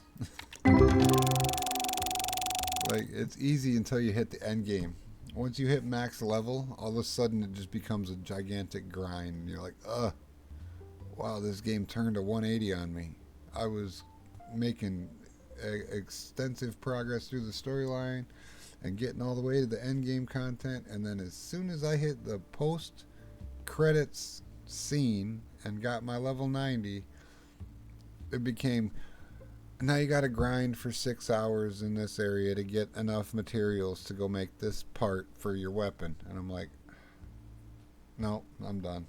I'm out. That's literally what the fun of the game is, though. Like, any video game that you play that's like, okay, you win, like, you don't go back and play it. I told this to my little the other day. Like, the fact that you're not good at roller skating is the reason that you roller skate. If you were an Olympic athlete at roller skating, it wouldn't be fun. Like, right off the rip. right? If you achieve that through hard work and determination, different story. The well, So getting Illidan Storm Rage's weapons was like, I mean, you put the time in for that, you know. Like my case right. being number one for Arena Season 1 and 2, like I earned that. Well, like I remember my Final Fantasy 14. I played that. I played the free trial when it was capped at level 60, and then there was two more expansions after that when I started, and while I was playing, another expansion dropped. So when I caught up to, and then when that new expansion dropped, they bumped the free trial period to level 70. So I was Yeah, able to get from the beginning to level 70 without paying anything. For quite a while, I played without paying any money. And then I did the subscription thing to get to level 90 and finish the actual game. mhm. But that game is focused on the storyline more Yeah, than it is about the monsters and the grind and all the stuff. Until you hit the end game, and then the focus switches. Because once you've yeah, completed the storyline, it's like now you got to grind, and it's all about showing off your bling with your character. And they got these people who have like a dozen different alts, and they'll stand in one town with all their alts and all their maxed out different characters, and each one's in a different job class, and they're all in their decked out gear and everything, and they just stand there all day AFK just showing off. And I'm like, I don't need to do that. I don't need to be like that. I do remember it took me 72 hours of grinding to get my hat. And when I finally got the hat, I said that took way too long. I'm not doing that for every piece of gear in the set. yeah, And then all the weapons for all the jobs. Like, if you want to get the best weapon in slot at every level, it's like you have to get the level 50 weapon. That's the first one you get. And that's mm, got like a 2 week long quest attached to it. Where you'll be playing every day for 8 hours a day for 2 weeks straight to get that weapon. Then you got to do that 9 times for all the different jobs that are available for it. And then you have to have those weapons to get the next step yeah, for each job. And then every expansion set, they would add a new job, which has 2 new weapons to get. Or it's 2 new jobs and 2 new weapons to get. And then the next step requires the previous weapons for those jobs too. And it just, by the end of it, you're spending a full month of in-game time to grind out for your weapons, and it's just ridiculous. You can't even have like, oh, I've got this weapon for the class I'm using, but I've got all my other ones in my inventory so that they get the button. No, you have to have it equipped. And you have to be in that class to do it. And you got to go to this special instance zone, and it relies on random spawns, and there's this whole thing about it that I'm like, that along with this other thing and along with this other thing, there's just too much going on to keep track of all at once. I got overwhelmed in the end game and decided that it was too much. fair. But the storyline is like any other good Final Fantasy game. And then some of the expansion packs are like reimagined versions of some of the older stuff. Like, I think the expansion pack from level 70 to level 80 was basically Final Fantasy 4/6 reimagined in the Final Fantasy 14 universe. So that was cool.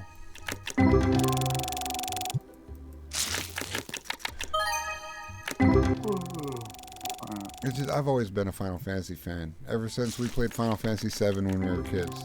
I've been, Seven's like basically the only game. That's all that's needed. Life is good. Final New Fantasy and VII is old. the only video game that ever needs to exist ever. Basically. For a long time there it was. When we were playing on the original PlayStation 1, Yep. and the timer, the game clock, stopped at 1 hour, 59 minutes, and 59 seconds. Or 199.59 or something like that. Oh, we maxed that beast out. We maxed it out and it stopped counting time for us. And you know, on that save, there's still one thing that we never actually got. Ruby weapon. Oh, we got him. I didn't. I've Well, I've still to used this that. date. I've played on that save since then and beat him with it. Oh, okay. But the W item materia at the very bottom of the crater, we never picked it up. It's there the whole time. It's not a visible yellow ball on the screen. Right. But when you walk over top of it, it says pick up. That's cheating. You walk over top of it and you get the little cursor that says you can pick something up there. And Yeah.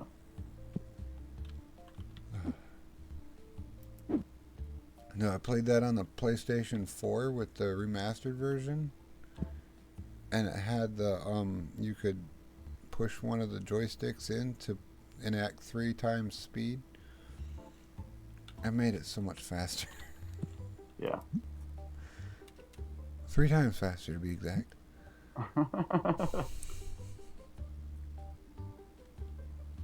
Alright, I need to bulk up these 4 boxes of bulk and then I'm done for the night. Like,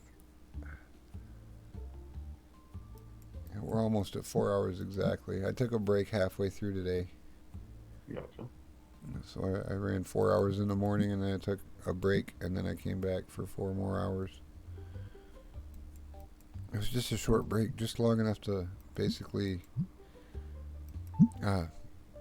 go to the bathroom and refill my drinks.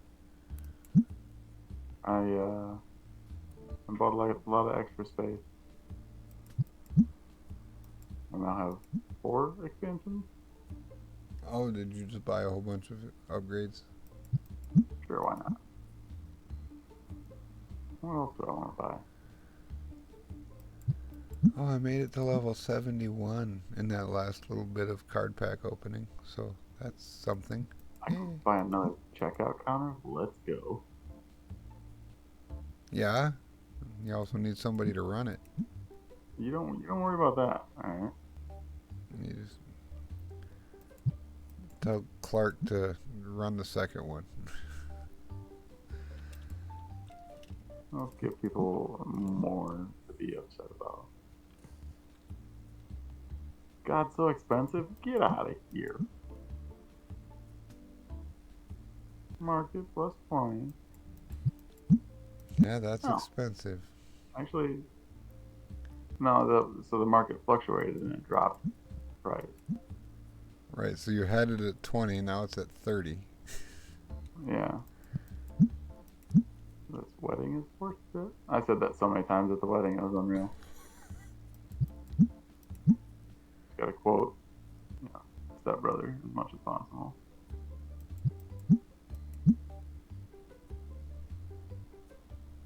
Now I'm gonna check my price.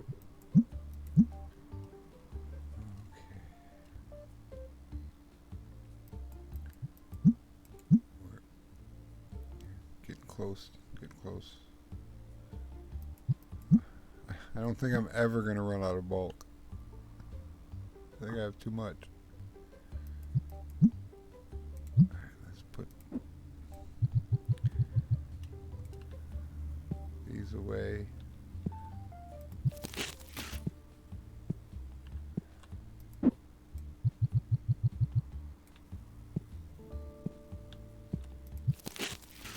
Okay, now I can Bundle up the last of this.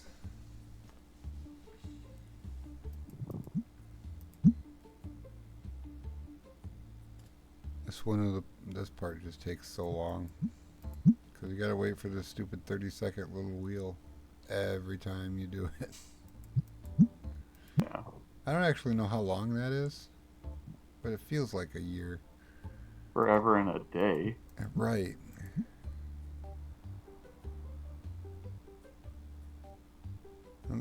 It is timed well with the animation, I'll give it that. But it's like 10 seconds per click.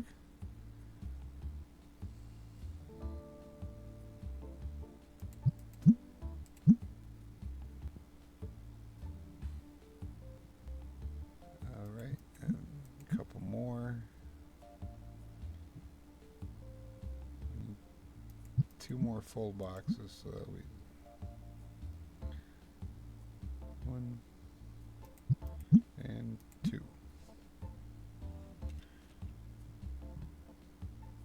Okay. And then we suck it all up off there, put it in a box, and then put the box up there. Perfect. Do that one more again. Once more again before I take out all your front. Alright. Everything's good. Well, alright. Say goodbye to Twitch and YouTube. Goodbye. And as always, thank you for watching.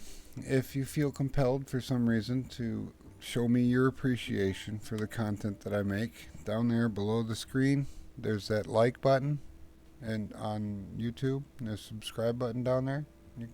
That's all you need to do, just hit that. If you're on the Twitches watching the VODs, that little heart-shaped follow button, that'd work perfect. Thank you very much.